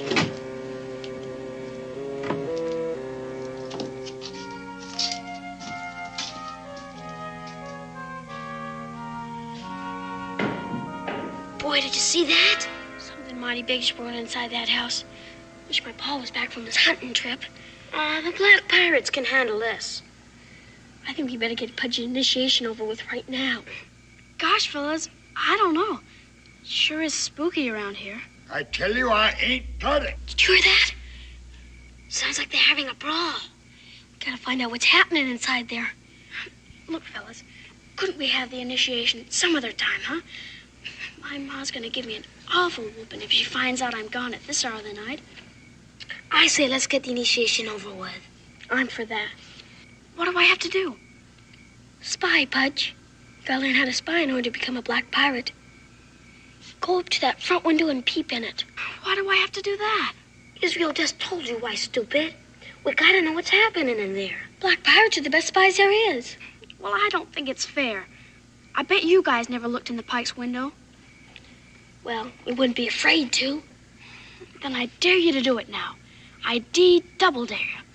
I'll do it, if you'll do it first. A black pirate can't run out under there, Israel. Especially a double dare. I know. All right, as long as you guys keep watch. Right quick. I'll just kill you both. Find you myself. You didn't come out here to hide and change your name for nothing. After us, too, me and Nettie. We've been running. Well, you can stop running, because I'm going to unburden you of that gold. For the last time, Zach. Sam, no! Makes sense, Sam. If you kill me... Nobody saw me come here. Nobody will see me leave. I tell you, I ain't got it. I always knew you for a liar. Fix something to eat. Make sure the cover's good and hot. The truth, Zach, or you're gonna be less one head. Take it easy, Sam. It is the truth. British officers. They stole the gold right out from under me. There was nothing I could do about it. That's a good story, Zach. But I don't believe it. We had the gold. You suppose we'd be living like this? Well, you're smart, Zach. Smart enough to do just that. Where's that coffee? In a minute. I'm betting that gold is right here. And when I find it, I'm not only taking my share, but yours too. Well, come on, pour out.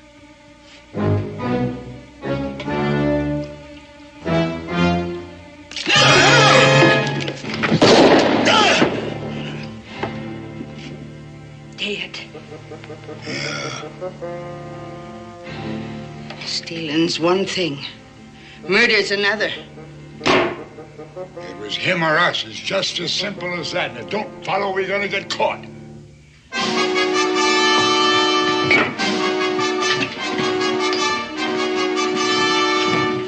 Why doesn't Israel get out of there while the getting's good? I don't know.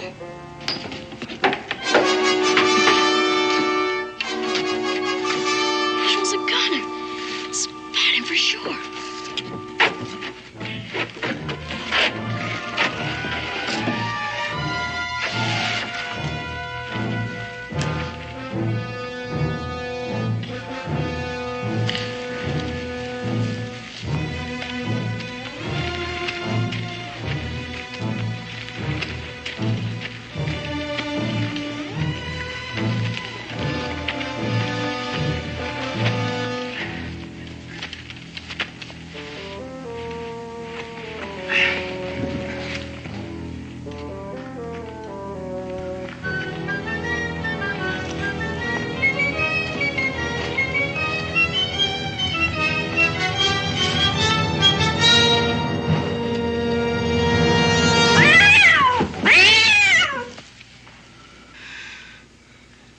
You start digging and I'll take a look.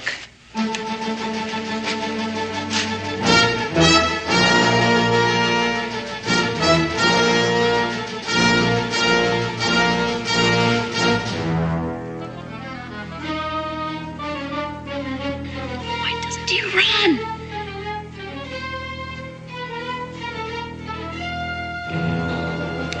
Run, Israel, run!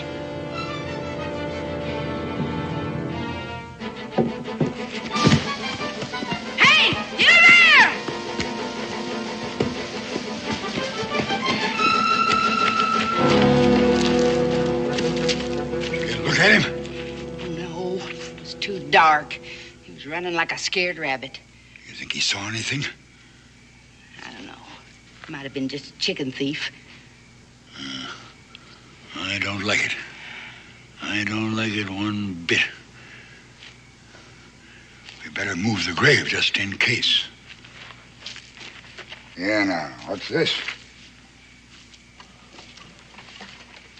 Kid's slingshot. The Black Pirates. Wait,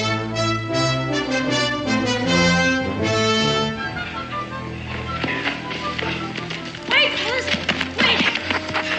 I gotta rest. Murder, Zero. Murder. Cold-blooded murder. What are we gonna do? Nothing we can do tonight. It's way past midnight already. Midnight? I think the best thing for all of us to do is go home and get to bed. My mom's gonna tan my hide if she catches me. Then don't let her catch us, stupid. Let's meet at the cave tomorrow and decide what you do. Meanwhile, don't tell anybody what happened, okay?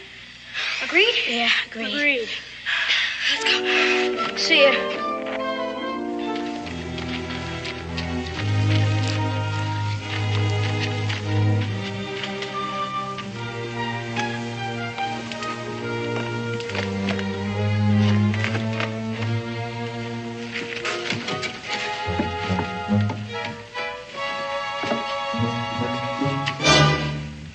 Israel Boone, I've had just about enough of your sneaking out at all hours of the night to play pirate. Now, do you realize what time it is? Yes, ma'am, but Have you been to that cave again? Yes, ma'am. I don't want to hear any of your tall tales. I don't want to hear another word from you, for that matter. And I never, ever want to catch you out again at this hour. Is that understood? Yes, ma'am. And when your father gets home, we're going to have a talk. Do you hear? Yes, ma'am. Right now, you're going to bed. And you better be up bright and early in the morning, ready for your chores if you know what's good for you. Yes, ma'am.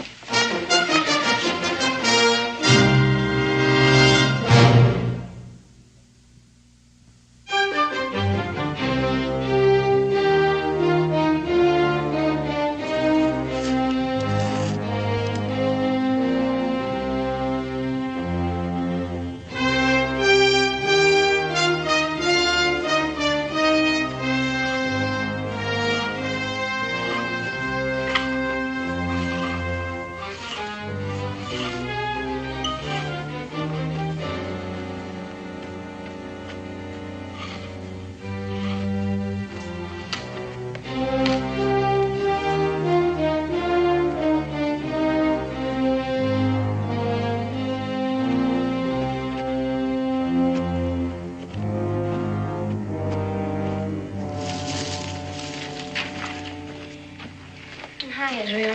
Hi. What's the matter? I set the net trap so it would protect the entrance. Anybody that stepped on it, the net would fall on them. Well, that trap's never worked yet. I don't know why you think it's going to work now. Stupid thing. First time. First time it worked. Time it worked. There, look what it caught. Come on out, boys. Come on. Come on, fellas, hurry up. Help me get it back up. Not now. I'm too tired. Me too. Couldn't get a wink of sleep all night. Yeah. Same here. I kept hearing weird noises outside my window. I know someone was walking around in our front yard after I got home. Big, heavy footsteps. Like Zach Pike's. What are we gonna do? Pikes will murder us like they did the stranger if they find out it was us who saw them do it. Gosh, I'm too young to die, fellas. With my paw gone, I don't know who to tell. Mom wouldn't believe me because of all the tall tales I've been telling lately. You know how girls are anyhow. My mom would be the same way if I told her. And Pa gave me an awful wailing last time he saw me out after I was supposed to be asleep. Tell? What are you guys talking about? You just said we'd be killed by the Pikes if we tell. Now, wait a minute. There's been a murder. Somebody has to tell. And we're the only witnesses. Not me. I'm not telling. Me neither. I vote we make a pact to keep Mom and tell nobody ever. I vote that way, too. But wait a minute. That's 2 against 1. We'll do the Black Pirates swear. The blood oath? You got it, Israel. The Black Pirates voted. What do we have to do? Stand up. Now put on your patch.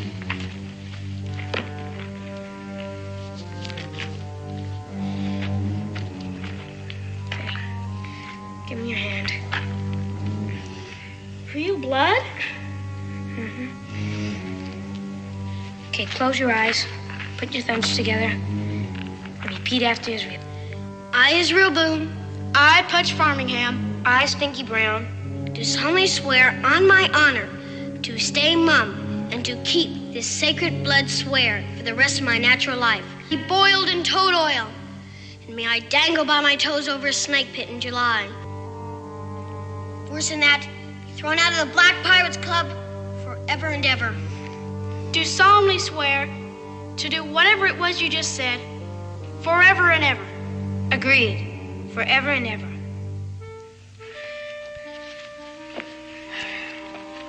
Here. Now we gotta burn this to really seal the oath. I'll go get the brush.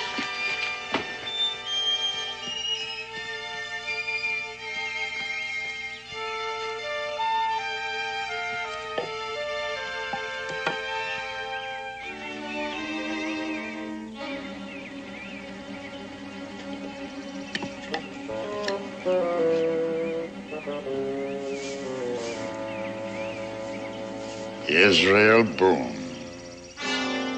You looking for something? Maybe this is what you want. Your slingshot, isn't it, boy? All the boys have them. Well, you can tell your friends I found it. And I'll be glad to return it to its rightful owner. Yes, sir.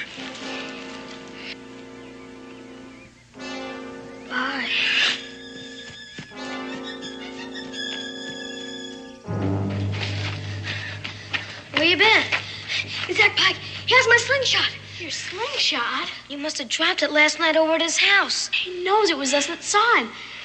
We're as good as dead right now. I don't think so. I think he's just trying to scare us. Well, he's doing a good job of it. What are we going to do?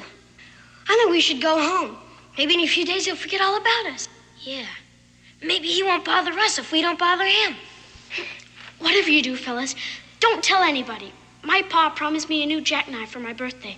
What's that got to do with it? Well, if I get killed, Pa will probably give the knife to my brother. And I don't think I could stand that. I'm headed home. Me too. Mum's the word. Agreed. Agreed. Agreed.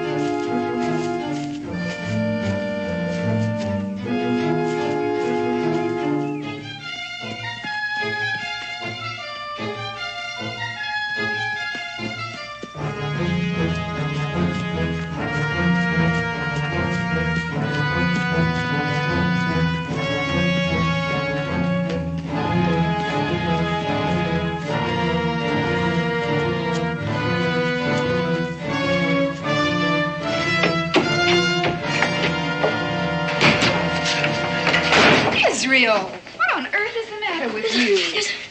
Well? Nothing, Ma. Just playing catch with the boys.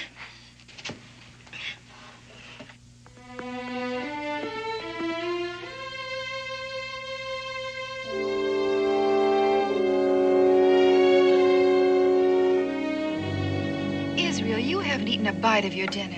Now, is something bothering you? No, ma'am. He said I just don't feel well. Well, is there something you want to tell me about? No, ma'am.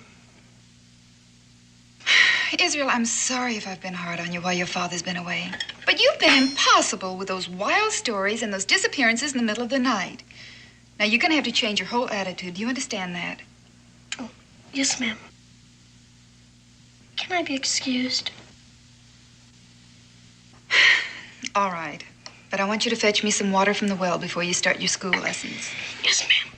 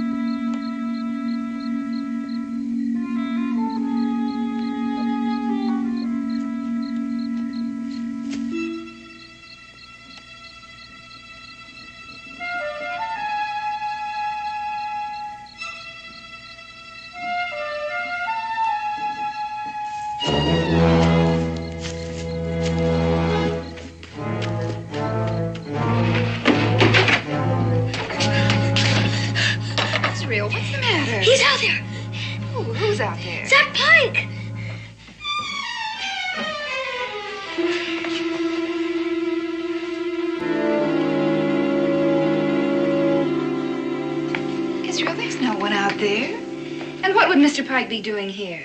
He's after me, because I saw him and Mrs. Pike murder man in their house.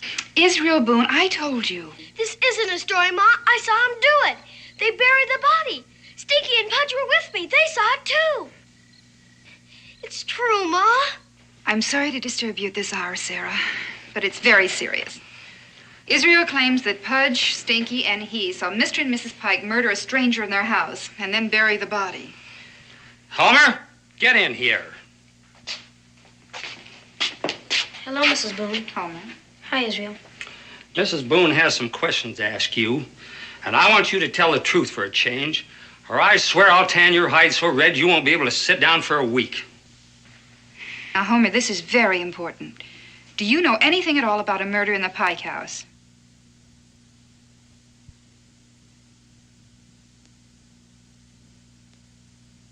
Homer, answer Mrs. Boone. No, ma'am. I don't know nothing about any murder. Stinky! Israel, be quiet. Are you absolutely sure, Homer? Yes, ma'am. I'm as sure as I can be.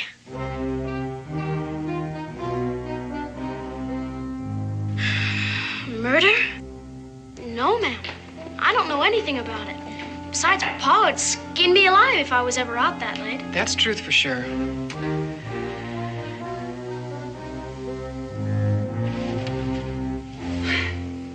Telling a tall tale is one thing, Israel, but lying and involving your friends in it is another. I just don't know what's gotten into you, but I'm through talking. You know, your father will be home in the morning, and I'm going to let him settle this. In the meantime, you are not to leave this room for any reason.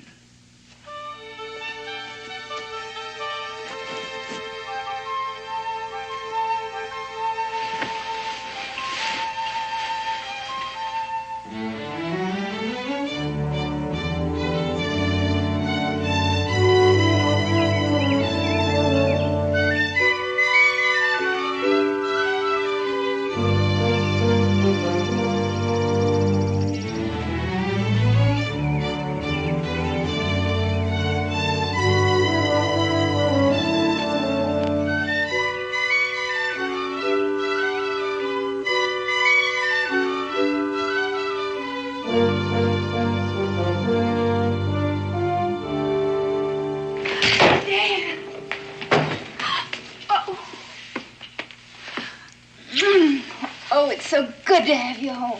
It's good to be home. How was the trip? Well, I got enough meat for all season. Wonderful. Where's Israel?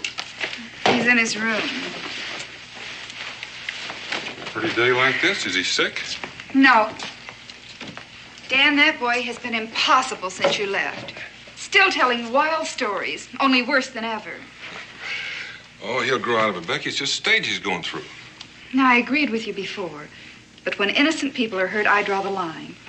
He concocted some wild story that Mr. and Mrs. Pike murdered a man in their home. And the story's all over Boonesboro. Has he explained why? He hasn't explained anything. In fact, he keeps insisting that it's really true. That is, until I confronted Homer Brown and Clarence Farmingham, and they both denied it. It's not like Israel to carry make-believe this far. Maybe I better have a talk with him.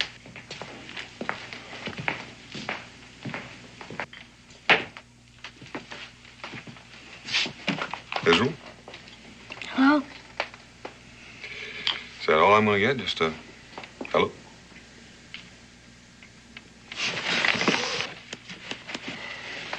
I hear we've had a few problems since I've been gone.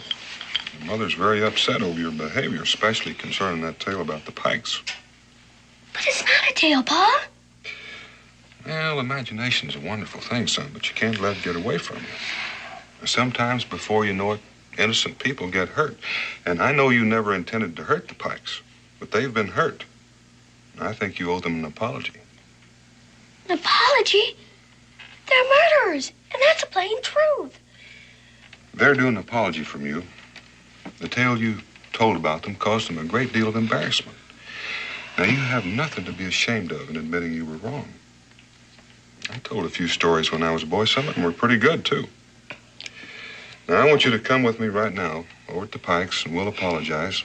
We'll get that over with. No, Pa. They'll kill me like they killed this ranger. Israel, I'm not going to argue with you. You'll do as I say. Yes, sir.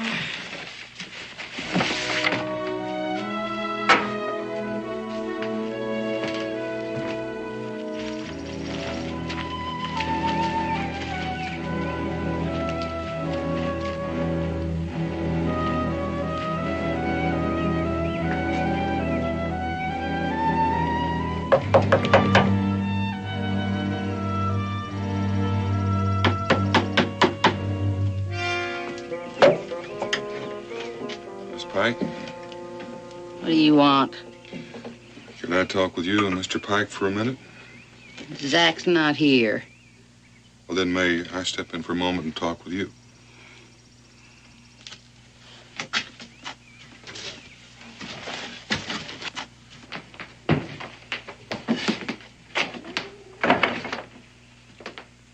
Well, what do you want? My wife and I feel that we owe you and Mr. Pike an apology for the story my boy made up. I just want you to know that he's going to be punished for his behavior. We just want you to know that we feel badly about what's happened. Israel, have you got something to say to Miss Pike?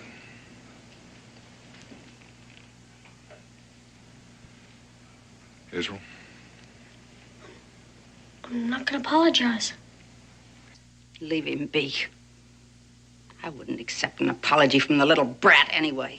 Him and the mother brats that come by to throw stones at my windows and to point their fingers and giggle and laugh like we were some kind of freaks. Well, you'd better keep him away from here from now on, or he'll really be sorry. Israel! Don't be the one that's sorry. You're witch in your mirror. Israel! I'm sorry, Miss Pike.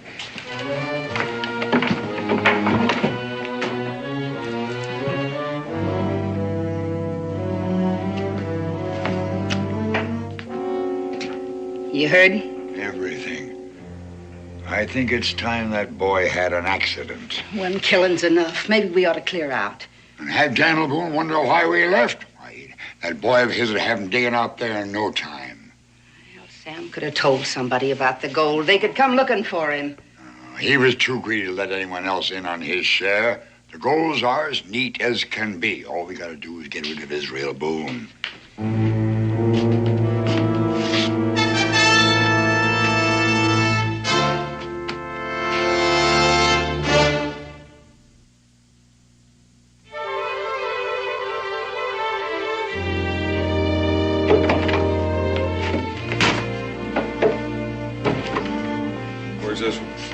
Running through here a while ago and went straight to his room. I tried to talk to him, but he wouldn't even answer me. Well, he was rude to Mrs. Pike, and when I asked him to apologize, he refused to do it.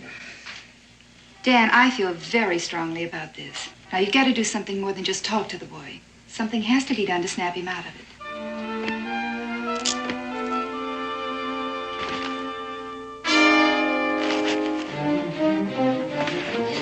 Papa, he's out there. Zach Pack. He come to get me again. Now, hold on and calm down. I saw him. Where did you see him? At my window. Dan, this is nonsense. Now, he claimed the same thing once before.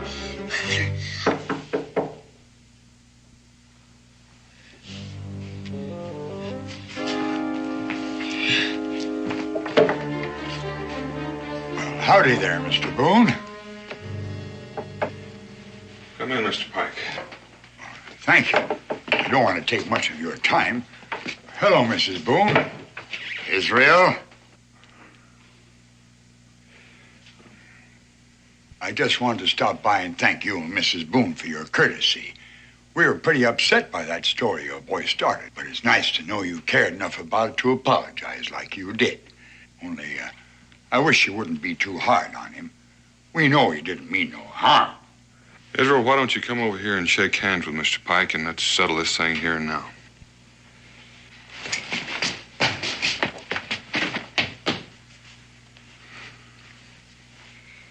Sorry, Mr. Pike. He's just not himself lately.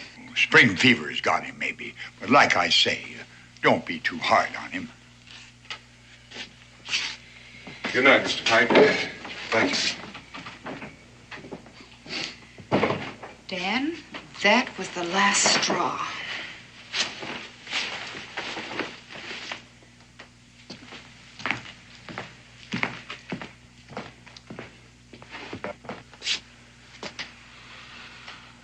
Israel, we've carried this just about as far as we're going to. You've hurt people, and it's time you grew up and admitted your mistake. But everything I said was the truth, Pa. The boys don't back up your story, son. Now, you and your friends have tormented and played pranks on the Pikes ever since they've come to Boonesboro. But she looks like a witch. I want you just to lay there and think a while about all the bad things you and your friends have done to the Pikes. Things you should be ashamed of. I want you to think about the cruel things you've done to poor people less fortunate than you. And when you're ready to act like a man, then you and I'll have a talk, man to man.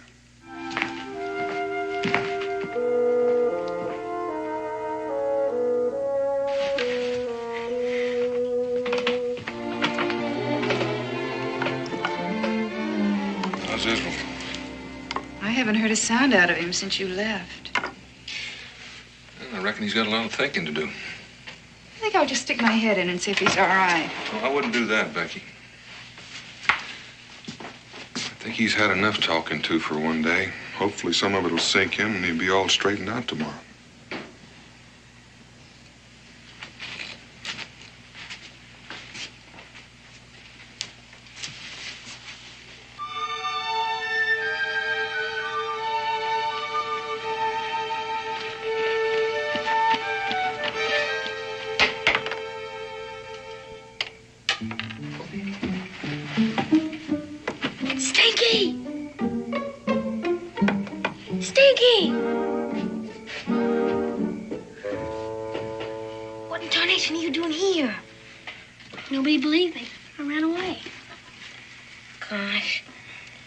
Sorry I didn't tell your mother about the murder. But I didn't know you'd break the swear. We all swore not to tell anybody. I know that, but I had to tell. It's not your fault. I was the one who broke the swear, and the Black Pirate law says I'm the one who has to take the consequences. But I'm gonna fix all that right now. I'm headed for the Pike House. You crazy or something? I have to find the stranger's grave.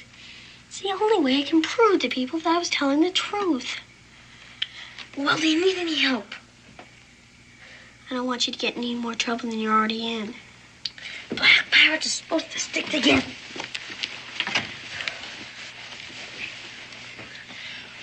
We better round up Pudge. I'll be right there. Hurry up.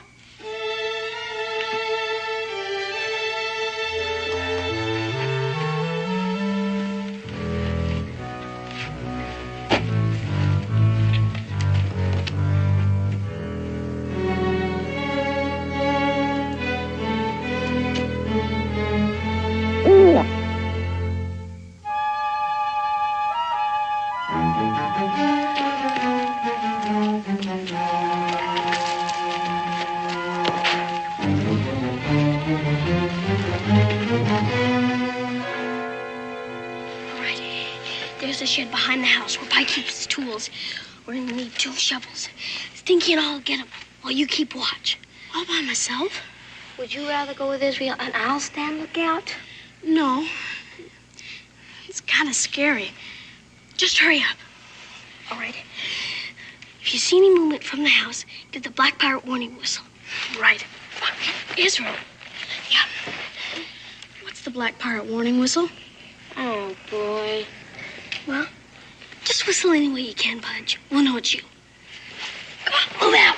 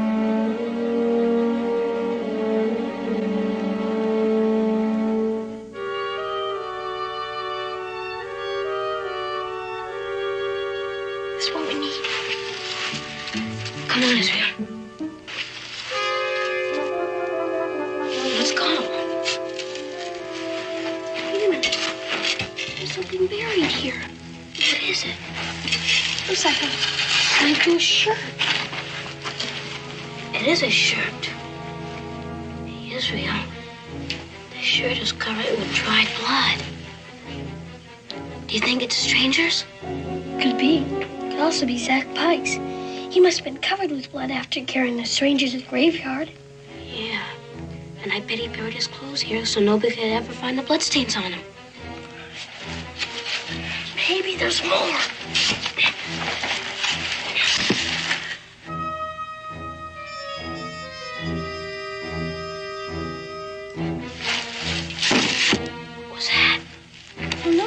I think Mr. Clements.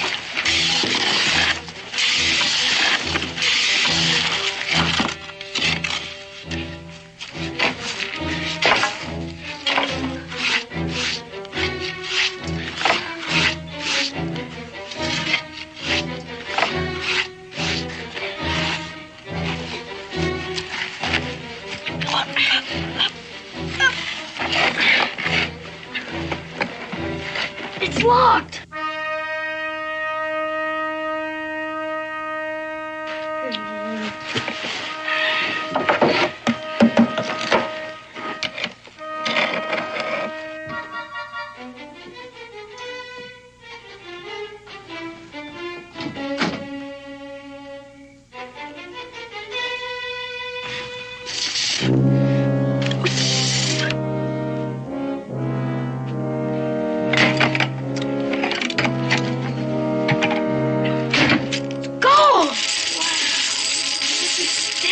Here. I bet it's pirate's treasure. Wait till I tell my pa about this. You're not going to tell anybody anything, boy.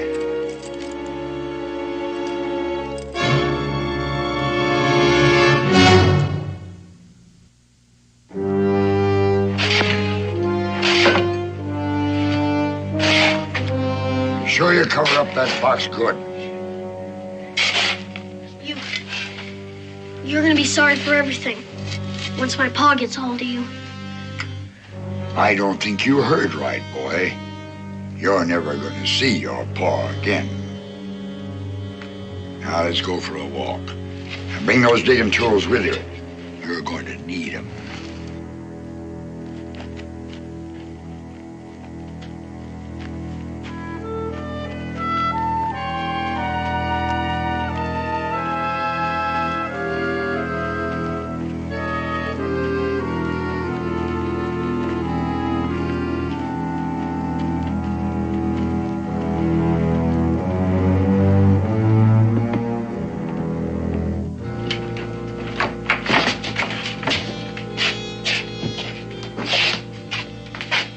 This is what the noise was.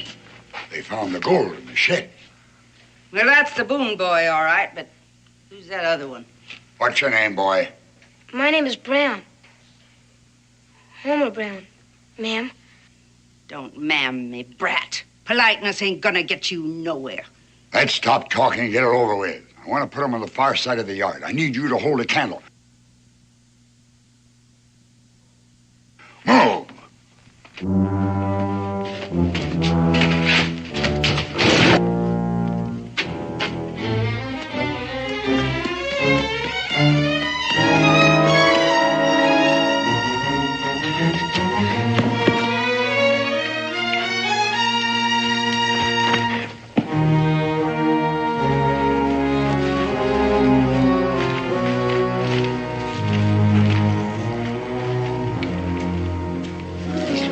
Good spot. Plenty of room for 2 graves. Start digging.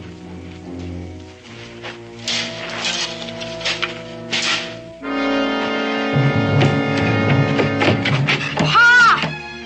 Pa! Dan! Yeah, who is it? Farming Come in. Dan, Israel was right. The Pikes did kill someone.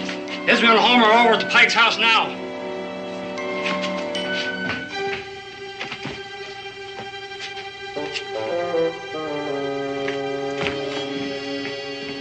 Gone, all right. Dan, I'll never forgive myself if anything's happened to Israel. We just wanted to find the grave so somebody'd believe us. Mr. Pike's got a rifle. He caught him in the tool shed. Becky, keep the boy here. Come on.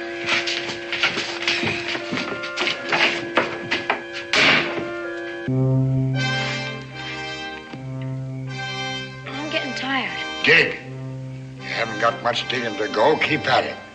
Then you can have a long, long rest. Can we have some more light over here? Just keep digging. Give him some more light.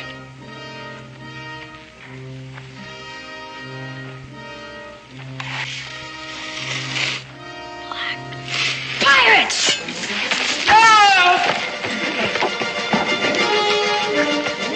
Get get inside and start packing.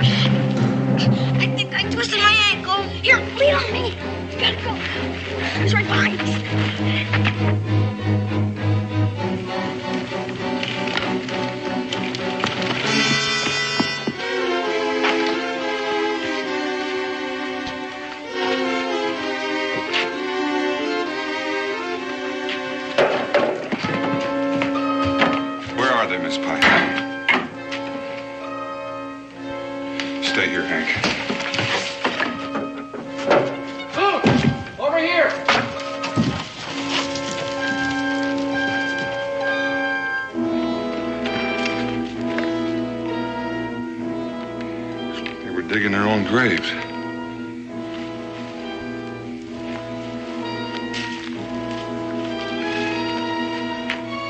on.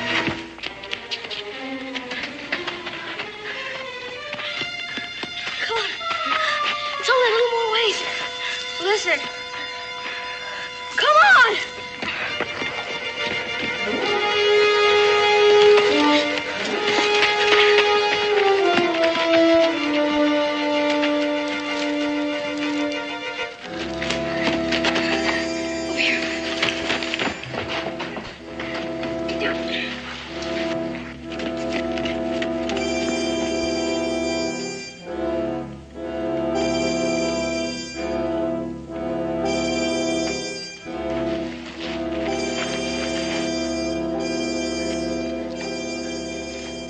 I know you're here.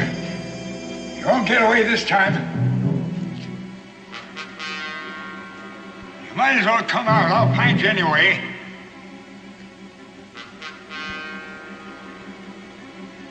Look now, I'm tired of fooling around with you kids. Come on out. Uh-huh. That's who you are.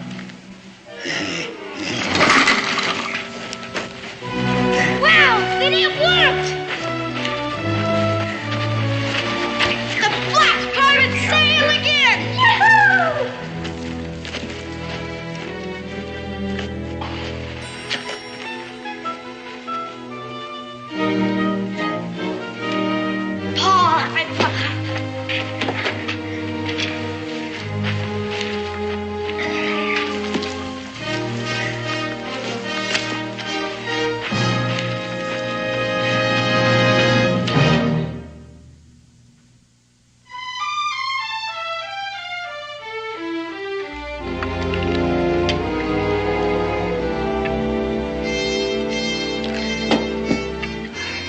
Potato salad?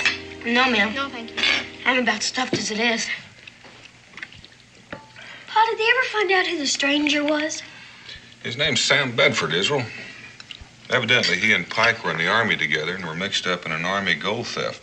Pike disappeared with the gold. The Army caught up with Bedford, and he served a term in prison. When he got out of prison, he went looking for Zach Pike for his share of the gold. Yeah, that's about it. From there on, you boys know the story better than anybody.